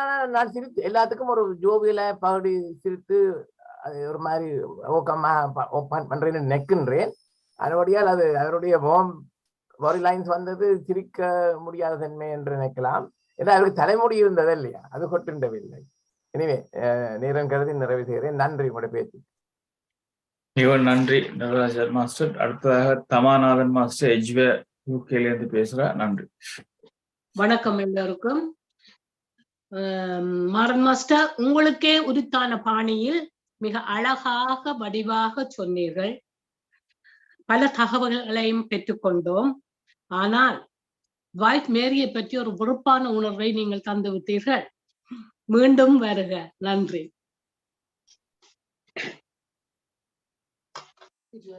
அவங்க பொசசிவா இருந்தாலும் அவங்களுடைய இறுதி காலகட்டத்தில் அவங்களுடைய மகன், அதுக்கு காரணம் என்னன்னா, சில ஆற்றாமைகள். அவங்களுடைய மகன் 18 வயசுல அவரு ஷார்ட் பண்ண பிறகு அவருடைய மகன் 18 வயசுல அவங்க கண்ணு முன்னுக்கு அமெரிக்காவுக்கு போறாங்க. 2 பேரும், அவன் தாயும் மகனும் போறாங்க. போயிட்டு வந்த பிறகு ஒரு சுற்றுப்பயணத்துக்கு போயிட்டு வந்த மகன் அப்ப டியூபோகுலோசிஸ்ல இறந்து விடுறாங்க. இறந்த பிறகு அவங்களுக்கு ஒரு இந்த மகன் 2 மகன் இறந்துட்டாங்க கண்ணு முன்னுக்கே. அப்ப 3வது மகன் இறந்த பிறகு அதுவும் ஒரு தாக்கம் இருந்திருக்குது. கடைசியில இந்த ரோபர்ட்னு சொன்னேன் இல்லையா, அவங்களோட கடைசி மகன் அவர் தான் கடைசி வரைக்கும் 82 வயசு வரைக்கும் இருந்தாரு. அவர் என்ன செய்யறாரு, அப்பா இந்த மாதிரி சுட்டு கொண்ட பிறகு தம்பி இருந்தாங்க, தம்பியும் 18 வயசுல இறந்த பிறகு அவங்க அது மேரியை ரொம்ப பாதிச்சிருச்சு, மன ரீதியில ரொம்ப பாதிச்சிருச்சு. அப்ப அவங்க என்ன செஞ்சுட்டாங்க, அவரு மனநிலை நோயாளியா போய் ஒரு மனநோயாளி மருத்துவத்துல அவங்கள தங்க வச்சிருவாங்க ஒரு ஹவுஸ்ல, என்ன சொல்றாங்க அந்த விடுதியில தங்க விடுறாங்க. அது வந்து மேரிக்கு வந்து ரொம்ப ரொம்ப ஒரு மனத்துல ரொம்ப பாதிச்சிருச்சு. அவங்க என்ன செய்வாங்கன்னா பல முறை அவங்களுக்கு வந்து உதவியாளர் கேக்லின்னு ஒருத்தங்க இருந்தாங்க. கேக்லின்றவங்க வந்து ஒரு பிளாக் லேடி, அவங்களுக்கு செவனா இருந்தவங்க. அவங்க நிறைய எழுதியிருக்காங்க இந்த மேரியை பத்தி. அதை பத்தி நான் ஒரு நாள் என்ன பேசுறேன், அடுத்த வாட்டி மேரியை பத்தி தனியா டாபிக் பேசலாம். அப்ப இந்த கேக்லின்றவங்க வந்து மேரிக்கு அவங்க தான் அந்த சட்டெல்லாம் தைச்சு கொடுத்தவங்க, ரொம்ப நெருக்கமா இருந்திருக்காங்க. அவங்க நிறைய எழுதியிருக்காங்க இந்த மேரியை பத்தி, குறிப்பு எழுதியிருக்காங்க. அப்ப அதுல சொல்றாங்க இந்த மேரி வந்து மனநோயாளியாக மருத்துவமனையில் அனுமதிக்கிற சமயத்துல அவங்களுக்கு தனியா அந்த ஹவுஸ்ல இருக்கும் பொழுது பல நாட்கள் வந்து சூரிய ஒளியை பார்க்காம வெளியே வரமாட்டாங்களாம். ஏன்னா கணவனை சுட்டு கொண்டதை பார்த்தது, பிள்ளைங்க 3 பேர் இறந்தது, மகனும் வந்து அவங்களை போய் ஒரு விடுதியில தங்க, இந்த மாதிரி மனநோயாளி அதெல்லாம் அவங்கள ரொம்ப பாதிச்சு 1 வருடம் அங்க இருந்தாங்க. பின்னாடி வெளியே வந்துட்டாங்க. இருந்தாலும் அவங்களுடைய கடைசி காலகட்டத்துல அடுத்தடுத்து பார்த்த இந்த தோல்விகள், அவங்க நிலையில இருந்து, நீங்க சொன்னது சரிதான், அவங்க நிலையில இருந்து பார்த்தோம்னா அந்த ஆங்கிள் அதை பத்தி எல்லாம் ஆய்வு பண்றாங்க. இப்ப மேரி உண்மையிலேயே ஒரு மனநோயாளியா அப்படின்ற ஒரு கேள்வி இப்போ ஒரு ஆராய்ச்சி நடக்கிறது. ஏன் அவங்க இந்த மாதிரி பிஹேவ் பண்ணாங்க, அவங்களுக்கு ஏற்பட்ட காரணம் என்ன, அது வந்து அதை பத்தி நம்ம பேசலாம். அது வந்து பல மன உளவாளர்கள் வந்து இதை பத்தி உளவியலாளர்கள் இப்ப ஆராய்ச்சி பண்ணி கொண்டிருக்கிறார்கள்ன்றத தமா மாஸ்டருக்கு சொல்லி நீங்க சொன்னீங்க. ஒரு அருவருக்கத்தக்க இதுன்னு இல்லை, ஆனா நல்ல குட் கேரக்டர். பட் அவங்களுக்கு ஏற்பட்ட வாழ்க்கையில ஏற்பட்ட சில ஆற்றாமையின் காரணமாக அவங்க அப்படி இருக்கலாம். ஆனால் ஆப்ரஹாம் லிங்கனை பத்தியும் கூட, அவருடைய அந்த மெலஃபானிக்கை பத்தியே கூட ஆராய்ச்சி பண்ணிட்டு இருக்காங்க. இப்ப ஏன் அவருக்கு வந்து உண்மையிலேயே அவருக்கு வந்து சைசோஃபரேனியான்னு சொல்றாங்க, அந்த மாதிரி இருந்துச்சா அவருக்கு அப்படின்றதுலாம் நிறைய பல ஆராய்ச்சிகள் தொடர்ந்து நடந்து கொண்டிருக்கின்றது. நிறைய கதைகள், கட்டுக்கதைகளும் நிறைய இருக்கிறது. ஆனா அவர் காலத்துக்கு பிறகு நிறைய கதைகள் வந்திருக்கிறது. அந்த 50 வருடங்கள் அவருக்கு பிறகு அப்பதான் நிறைய செய்திகள் வருகிறது. அதுல புனைக்கதைகள் நிறைய இருக்கின்றது, வரலாற்று சான்றுகள் நிறைய இருக்கின்றன. மெடிக்கல் ரீதியில இப்ப சொல்றாங்க, அவர் அந்த 9 மணி நேரம் போராடினார் இல்லையா, அந்த 9 மணி நேரம் வந்து இப்போ உள்ள சயின்டிபிக், இப்போ உள்ள மெடிக்கல் டெக்னாலஜி படி பார்த்திருந்தா அவரை சேவ் பண்ணிருக்கலாமா. அப்ப வந்து அந்த மெடிக்கல் டெக்னாலஜி அப்ப இல்லை. ஆனா இப்ப வந்து அந்த மாதிரி செஞ்சிருந்தா அவர் வந்து ஒரு கால் அவர் வந்து பிழைத்திருப்பார். ஆனால் மூளையில் கொஞ்சம் பாதிச்சிருக்கோம். ஆனால் அவரை உயிர்ப்பித்திருக்க முடியும். இப்புள்ள டெக்னாலஜி 2023 உள்ள டெக்னாலஜி இப்படி இருந்தா ஆப்ரஹாம் லிங்கனை நம்ம பாதுகாத்திருக்க முடியும் என்று சொல்கிறார்கள். ஸோ ஒரு தகவலுக்காக அது சொல்லுகின்றேன். நன்றி. நன்றி. இப்பொழுது அஹிம்சிகா ஜெனீவா சுவிட்சர்லாந்துல இருந்து தன்னுடைய கருத்தை கூறுவார். அனைவருக்கும் பணிவான இனிய வணக்கம். வணக்கம் ஐயா, மாறன் ஐயா. அறியாத அதிக பல தகவல்களை நாங்கள் அறியறதுக்கு நல்ல ஒரு வாய்ப்பாக அமைந்தது. நீங்க பேசும்போது என்ன சொல்றது, அந்த இப்பத்தே அந்த ஜனாதிபதியும் சோதனை மேல் சாதனை படைத்து கொண்டிருக்கிறவர் தான். அந்த அவரும் வந்து அவற்றை மனைவியை இறந்திருக்கின்றார், ஒரு மகன் நோய் வாயால் பட்டிருக்கின்றார். அப்படியும் 78 வயதில் அவர் அந்த பொறுப்பை ஏற்கிறார் என்றால் அவற்றை மனமும் எதுவும் அவருக்கு இடம் கொடுத்திருக்கின்றது என்றுதான் சொல்ல வேணும். நீங்க இதை சொல்லிக்க, அதாவது எங்களோட சரித்திரம், அந்த ஒவ்வொரு சரித்திரமும் வரலாறும் வந்து வரலாறு வழிபடுவதற்கும் போற்றுவதற்கும் அல்ல, ஒருவனை வழிப்படுத்துவதற்கு. அதாவது சரித்திரம் வந்து ஒவ்வொருத்தரையும் நல்வழிப்படுத்துவதற்காகவே என்பதை இறைவனை யாரோ ஒரு மூலமாக எடுத்து காட்டியிருக்கின்றார். அதில் இவரும் ஒருவராக நான் பார்க்கின்றேன். அடுத்தது, நீங்க இதை சொல்லும் போது காமராஜரைத்தான் எனக்கு ஒப்பீடு செய்ய மனம் வருகிறது. ஏனென்றா 6ஆம் வகுப்புக்கு மேல் படிக்காத ஒரு கல்வி இல்லாத ஒரு மேதை எப்படியாக ஒரு தமிழ்நாட்டிற்கு உள்ள கல்வி கூடங்களை அமைத்து வழி சமைத்தார் என்பதும் இதுல குறிப்பிட விரும்புகின்றேன். அடுத்தது, நீங்க அந்த சொன்ன நடை பயிற்சி, அவர் நடைபெறன்னு சொன்னீங்க. ஒபாமா கூட தான் இப்ப இங்க அந்த ஒபாமாவும் அவற்றை பைபிளைத்தான் இது வச்சு வணங்கிட்டு போனதாகவும் அது உண்மைதானையா? அதோட அவர் ஒபாமாவும் வந்து இவ்வளவு காலம் இதன்றாருன்னு சொன்னா அவற்றை உண்மை நேர்மத்தனம் தான் அவரையும் அவ்வளவு காலம் ஆட்சியில வச்சது. அந்த நீங்க நடைப்பயிற்சி இவர் அமெரிக்காம் செய்தது போல ஒபாமாவும் வந்து இப்ப ஒரு புத்தகம் எழுதியிருக்கிறாராம். எனக்கு டக்குன்னு அந்த புத்தகத்தை ஞாபகம் வரவில்லை. செவி வழியாக கேட்ட செய்தி, தனக்கு ஏதாவது ஒரு மன அழுத்தம் அல்லது நல்ல ஒரு முடிவு எடுக்க வேணும் என்று சொன்னா அந்த வெள்ள மாளிகையில நடைப்பயிற்சி செய்வாராம். நடைப்பயிற்சி சிறிது நேரம் ஒரு தரையும் வரவேணாம்னு சொல்லிட்டு அதுல நடைப்பயிற்சி செய்துட்டு அந்த முடிவை எடுத்துட்டு தனம் போவாரா. அதையும் குறிப்பிட்டு சொல்ல விரும்புகிறேன். நன்றி ஐயா, வாய்ப்புக்கு நன்றி. மகிழ்ச்சி ஐயா. நன்றி ஜிகா. நான் இப்படி சில அறிவித்தலை சொல்லி இருக்கின்றேன்.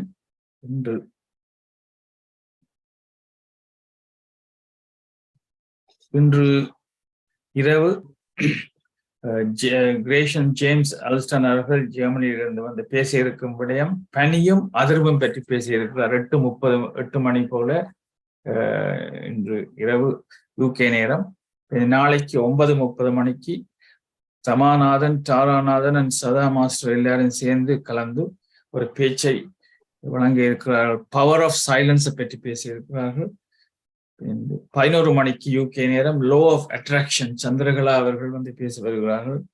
இந்த வழக்கம் போல தேர்ஸ்டே வியாழக்கிழமை 8 மணிக்கு தியானத்துடன் ஒரு கதம்ப நிகழ்ச்சி நடைபெறும். ஃப்ரைடே 10ஆம் தேதி பிப்ரவரி லதா சந்திரசேகர் மாஸ்டர் வந்து பேச வருகிறார்கள். 9 சூத்ராஸ் ஃபார் டோட்டல் ஹெல்த். இரவு வெள்ளிக்கிழமை இரவு நிசாம் மவானி அவர்கள் வந்து பேசுகிறார்கள். அவருடைய personal experience in life and how meditation helped him in crisis என்று சொல்லி அவரும் பேசி வருகிறார். இவ்வளவுதான் நிகழ்ச்சி நிரல். வேறு யாரும் பேசியிருந்தா பேசுங்க, அல்லாட்டிக்கு சட் பாக்ஸ்ல இருந்தா நாம் வாசிக்கலாம். அனைவருக்கும் வணக்கம். அருமையான பேச்சு மாறன் நந்தன் மாஸ்டர். அனைவரும் அருமையான கருத்துக்களும் கூறிவிட்டார்கள். நான் இப்பொழுது மெசேஜை பார்க்கிறோம். கிரேஷன் ஜேம்ஸ் மாஸ்டர் போட்டிருப்பார். Dear sir, fine speech, thank you. Ruby பெரம் மாஸ்டர் போட்டிருக்கிறார். Excellent speech Maran master. Sivakani master, great session to know about the great people, hard work people achieve the highest aim. Thank you Maran sir, great day. Darshini Udayaraja master சொல்லிருக்கிறார். excellent speech Maran master, thank you. Arulampalam master, excellent Maran master. அருமையான தமிழ் மனத்துடன் தெளிவாக தற்போதைய சூழ்நிலைக்கு தேவையான உன்னத உத்தம Abraham லிங்கனின் இடம் இருந்த நேர்மை திறனையும் கடமை உணர்வையும் தேச இன ஒற்றுமைக்கான உன்னத அர்ப்பணிப்புகளை அறிய தந்தீர்கள். ஒரு மரத்தை வெட்டுவதற்கு 6 மணி நேரம் தேவைப்பட்டால் 4 மணி நேரம் கோடையை கூர்மப்படுத்தவே தீட்டுவேன் என ஆபிரகாம் லிங்கன் பொன்மொழி கூறுகிறது. Major Narayan master, highly enlightening speech Maran master, made it most interesting, insightful and exciting. விறுவிறுப்பான உரை. மிக்க நன்றி. நன்றி. நன்றி. இப்பொழுது யோகி நாகேந்திரன் மாஸ்டர் ரெடிங் இங்கிலாந்துல இருந்து தன்னுடைய கருத்தை கூறுவார். எல்லோருக்கும் வணக்கம்.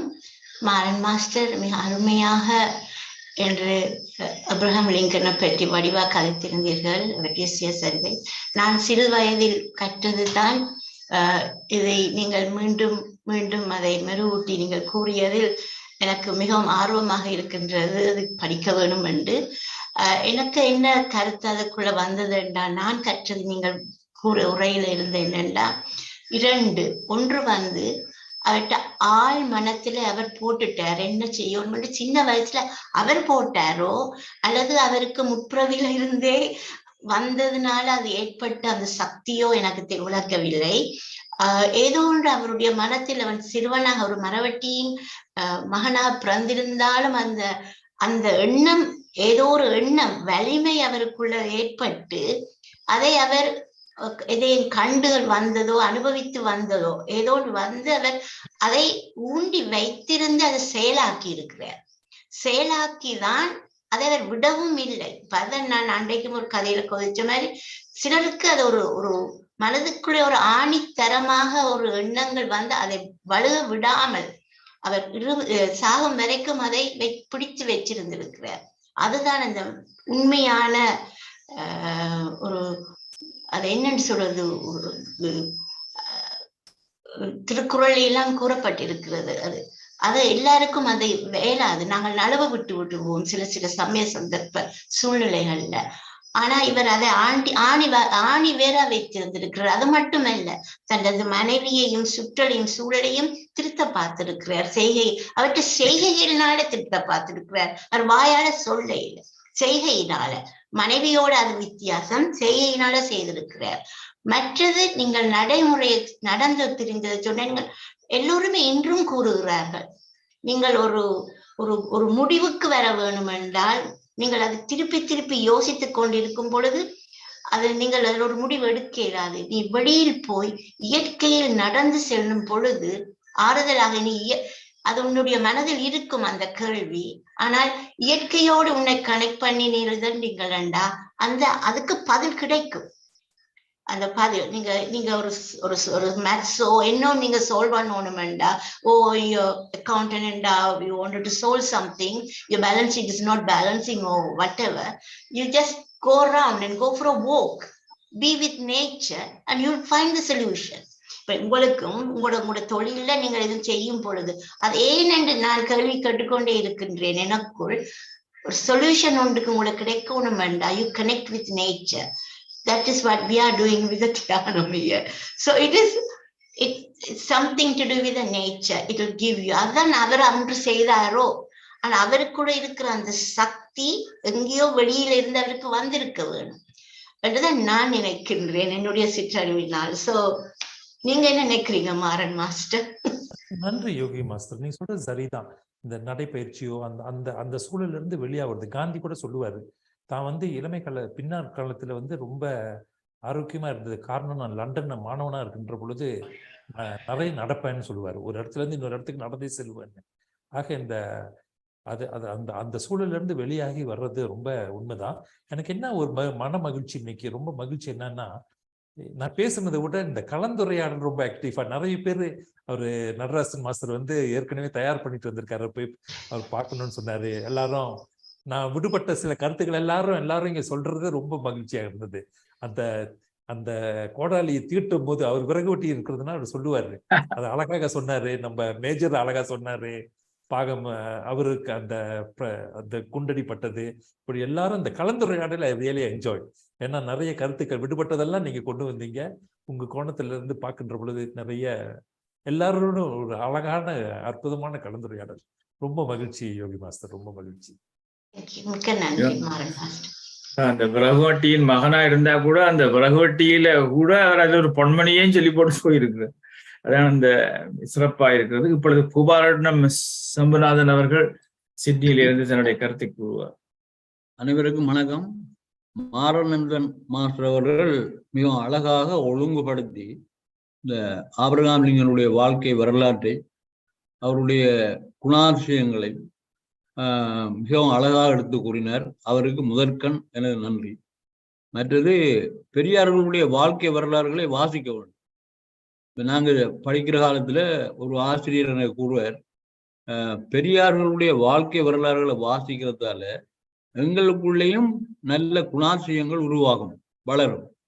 அது மிக முக்கியம். இப்போ ஆபிரகாம் காணப்பட்ட விசேஷ குணாதிசயங்கள் என்ன, காந்தியிட்ட காணப்பட்ட என்ன, அது மாதிரி காமராஜர்கிட்ட காணப்பட்ட குணாதிசயங்கள் என்ன, அண்ணாதுரையிட்ட காணப்பட்டது என்ன, விவேகானந்தர்கிட்ட, இப்படி பல பெரியார்களுடைய வாழ்க்கைகளை வாசிக்கிறதால எங்களை நாங்க நல்வழிப்படுத்துறது மிகவும் நன்றாக இருக்கும். ஒரு தியானம் மாதிரி தான். தியானம் செய்யக்குள்ள எப்படி நாங்க எங்களை நல்ல நிலைக்கு கொண்டு செல்கிறோமோ அது மாதிரி இந்த பெரியார்களுடைய வாழ்க்கை வரலாறுகளையும் வாசிக்க வேண்டும். வாசித்தால் பல உண்மைகளை அறிந்து நாங்களும் நல்லவர்களாக வரலாம். மாறன் நல்ல மாஸ்டருக்கு மீண்டும் எனது நன்றி, வணக்கம். அடுத்ததாக அருளம்பலம் ஆனந்தராஜா அவர்கள் தன்னுடைய கருத்தை கூறுவார்கள். அனைவருக்கும் நன்றியுடனான வணக்கங்கள். சோரி, என்ற குரல்ல கொஞ்சம் பிரச்சனை இருக்கு. மிகவும் அருமையாக சொன்னார் மாறன் மாஸ்டர். தேவையானதை மிக சுருக்கமாக திறமாக சொன்னார். யோகி நாகேந்திரன் சொன்னபடினால சொல்றேன். உண்மையில அவற்றை ஆவராலிங்கன்ற பின்புலம் மாதிரித்தான் என்னுடைய பின்புலமும் இருந்தது. உண்மையில தந்தையார் விறகு வெட்டி என்றபடினால வெள்ளனைய வேலையை போயிட்டு 10 மணிக்கு வந்துடுவார். வந்தால் போதிய அளவு நேரம் எங்களோட மெனக்கிடுவார். பேரண்டிங், நல்ல ஒரு பேரண்டிங் தான் அவருக்கு ஒரு முக்கிய ஒரு இதா இருந்திருக்குன்னு நான் நினைக்கிறேன். வளர்ப்பு முறை, அவற்றை பேரண்ட்ஸ் அவருக்கு அவ்வளவு ஒரு ஆக்கம் ஊக்கம் கொடுத்துருக்காரு. இது என்னுடைய வாழ்க்கையிலும் நடந்திருக்கிறது. கமன் செய்வதோட எந்த தந்தையாரும் அப்படியான வேலை தான் செய்தவர். எல்லா வீடுகளிலையும் நெருப்பு தத்துவத்தோட மிகவும் நெருங்கிய தொடர்புடையவர். இப்பதான் அந்த கேஸ் சிலிண்டர் எல்லாம் பண்ண அருமையாக சொன்னீர்கள். உங்களுடைய தமிழ்ல என கேட்கவே காதுக்கு ஒரு தேன் போல இனிக்கும். மிக அற்புதம், உண்மையில. நன்றி. மிகவும் நன்றி. இன்று நிகழ்ச்சி மிகவும் சிறப்பாக நடந்தது. மாறன் மாஸ்டருக்கு மிகவும் மகிழ்ச்சியா இருந்திருக்கும். உங்களோட பேச்சுக்கு நல்ல வரவேற்பு இருந்திருக்கு. இதே போல இன்னொரு முறையும் நீங்க வந்து பேச வேணும் என்று கேட்டுக்கொண்டு நான் இந்த நிகழ்ச்சியை நிறைவு செய்கின்றேன். மீண்டும் நாங்கள் இன்று இரவு சதா மாஸ்டர் கையெழுத்திருக்கிறார்கள். பேசுங்க நீங்க. Chat boxல ஒரு மெசேஜ் இருக்குது. Gnana Sothi master, very good information by Maran master, thanks a lot. Arulampalam master போட்டவர் கதைச்சிட்டார். Good parenting from his parents. நான் இன்னும் சொல்லலாம், நான் மாறன் மாஸ்டருக்கு நானும் ஜெகநாத் மாஸ்டர் மாதிரி கொஞ்சம் வாய்ச்சிட்டு தான் வந்தேன் நான். ஆனா அதுல கணக்க விஷயம் இருக்குது. அப்புறம் பாட்டு கொண்டு நீங்க கதைச்சா நல்லதுன்னுட்டு தான் நான் அதை குழப்ப விரும்புகிறேன். நன்றி. பேசலாம், நம்ம பார்ட் 2 பார்ட் 3 கூட பேசலாம். அவ்வளவு இருக்குது அவரை பத்தி. பார்ட் 2 பார்ட் 3 பார்ட் 4ல மேரிய பத்தி பேசுங்க. பேசுவோம். ஏன்னா மேரியிலேயும் ஒரு அதுல வந்து நான் பாட்டு இருக்கு போல இருக்கு. மேரியின் பாட்டும் அவன் லைஃப்ல என்ன இருக்குன்னு நினைக்கிறேன். அப்படித்தானே? அது ஒண்ணு. ரெண்டாவது வந்து அவங்களோட மகன் இருந்தார் இல்லையா, அந்த கடைசி மகன் வந்து 82 வயசு இருந்தாருன்னு சொன்னோம் இல்லையா, அவரை பத்தி கொஞ்சம் மேலோட்டமா அடுத்த ஸ்பீச்ல கொஞ்சம் தொடரலாம். அவரோட ஃபேமஸ் இல்லை. அவர் வந்து அவரும் ஒரு சட்டத்துறை படிச்சுட்டு அப்புறம் அவர் வந்து செக்ரட்டரி ஆஃப் ஸ்டேட்டா இருந்தாரு. செக்ரட்டரி ஆஃப் ஸ்டேட்டா அவருக்கு அங்கீகரிச்சு, அவர் அப்பாவுக்காக அங்கீகரிச்சு அவர் திறமையா இருந்தாரு. பட் அவருக்கும் ஒரு ஆதங்கம் என்னன்னா, அவருடைய திறமையை வந்து அவரோட அப்பாவோட புகழ் வந்து அப்படியே கொஞ்சம் அஸ்தமிச்சிருச்சு அப்படின்ற ஒரு ஏக்கம் இருந்துச்சு அவர்கிட்ட. அவரும் ஒரு பெரிய திறமைசாலி. 82 வயது வரைக்கும் இருந்தாரு. இந்த 1922 அந்த மெமோரியல், லிங்கன் மெமோரியல் இப்ப இருக்குது இல்லையா, அதுல அவர் கலந்து கொண்டார். அது லிங்கனுடைய மகன் அதுல கலந்து கொண்டார்ன்றது பெரும் சிறப்பு. அவரை பத்தியும் கொஞ்சம் மேலோட்டமா நம்ம நிறைய தகவல் இருக்கு, நம்ம இன்டர்நெட்லையும் பார்க்கலாம், நிறைய புத்தகங்களும் இருக்கின்றது. அமெரிக்க பிரசிடென்ட்லேயே அதிகமாக எழுதப்பட்டது ஆப்ரஹாம் லிங்கனை பற்றி தான். அதனால நிறைய லிட்ரேச்சர் இருக்குது. நிறைய நம்மளோட கலாச்சாரத்தில் என்ன ஆகுதுன்னா, ஒரு தலைவர் இறந்துட்டாங்கன்னா உடனே ஒரு சிலை வைக்கிறது தான் இருக்குது. சிலையை வைக்கிறது, அப்புறம் அந்த சிலையை வந்து அதுக்கப்புறம் பொலிட்டிக்கல் மாறும் பொழுது அந்த சிலையை வந்து அப்படியே அபேண்டன் பண்ணிடுவாங்க. ஆனால் மேலை நாடுகளில் என்ன செய்கிறாங்கன்னா, ஒரு கலாச்சாரம் இருக்குது. அதாவது இந்த சிலை வைக்கிறது வந்து ஏதாவது ஒரு முக்கியமா, இப்ப ஒரு சிலை வச்சிருக்காங்க, லிங்கனுடைய மெமோரியல் ஹால் இருக்குது, அதையும் ஒரு கண்காட்சி கூடமா வச்சுக்கிறது போக, அந்த என்ன செய்யறாங்கன்னா, ஒரு சரித்திரத்துல இன்றைய தினத்துல ஆப்ரஹாம் லிங்கன் என்ன செய்தார் அப்படின்றது ஒரு நீங்க போய் கூகுள் சர்ச் பண்ணலாம். ஆக அது வந்து அப்படியே ஒவ்வொரு நாளும் weekly update about Abraham Lincoln. அப்ப அவரை பத்தி நிறைய ஆராய்ச்சி பண்றவங்களுக்கு வந்து அந்த செய்திகள்லாம் அப்ப நிறைய சரித்திர ஆராய்ச்சி பண்றாங்க இல்லையா, ரிசர்ச் ஸ்டூடெண்ட்டுக்கு பயனுடையதாக இருக்கிறது. இப்ப காமராஜர் வந்து சிலையை வைக்கிறோம், ஆனா அவர் வந்து இந்த திகதியில என்ன செஞ்சாரு, 50 ஆண்டுகளுக்கு முதல்ல அவர் வாழ்க்கையில February 8 என்ன செய்தார் அப்படின்றத வந்து இந்த ஊருக்கு போன ஒரு பள்ளிக்கூடத்தை தொடக்கி வச்சாரு அப்படின்னு எழுதி சொன்னோம்னா ரிசர்ச் பண்றவங்களுக்கு அந்த தகவல் வந்து பயனுடையதாக இருக்கும். அந்த மனப்பாங்கு நம்ம கிட்ட வரமாட்டேங்குது. இப்ப வந்து கூட கான்ட்ரோவர்ஷியலா கருணாநிதிக்கு கடற்கரையில வந்து பேனா வைக்கணும்னு சொல்லி அதை பத்தியே ஒரு பெரிய சர்ச்சை நடக்கிறது. ஆனா எதிர்காலத்துல அது எப்படி இது பண்ணணும், ஆக இந்த புரட்சி, இந்த மன சிந்தனை நிறைய மாறணும் நம்ம கிட்ட. ஆப்ரஹாம் லிங்கன் வந்து நிறைய இந்த மாதிரி இன்றைய தினம் அவர் என்ன செய்தார், ஏப்ரல் இப்போ நீங்கள் போய் பார்த்தீங்கன்னா February 8 என்ன செய்தார் 100 வருடத்துக்கு முதல்ல அப்படின்றது சரித்திரத்தில் இருக்கு. அப்போ பீப்புள் டூ ரிசர்ச். அப்போ நம்ம அதெல்லாம் சரித்திரபூர்வமாக கிடைக்கிறது. நம்ம அவரை பற்றி பேசுறதுக்கு நிறைய தெரிந்து கொள்கின்றோம். அந்த கலாச்சாரம் நம்மகிட்ட வரணும். அது மாறுமான்றது தான் நம்ம அதுக்கு பாராட்டணும்.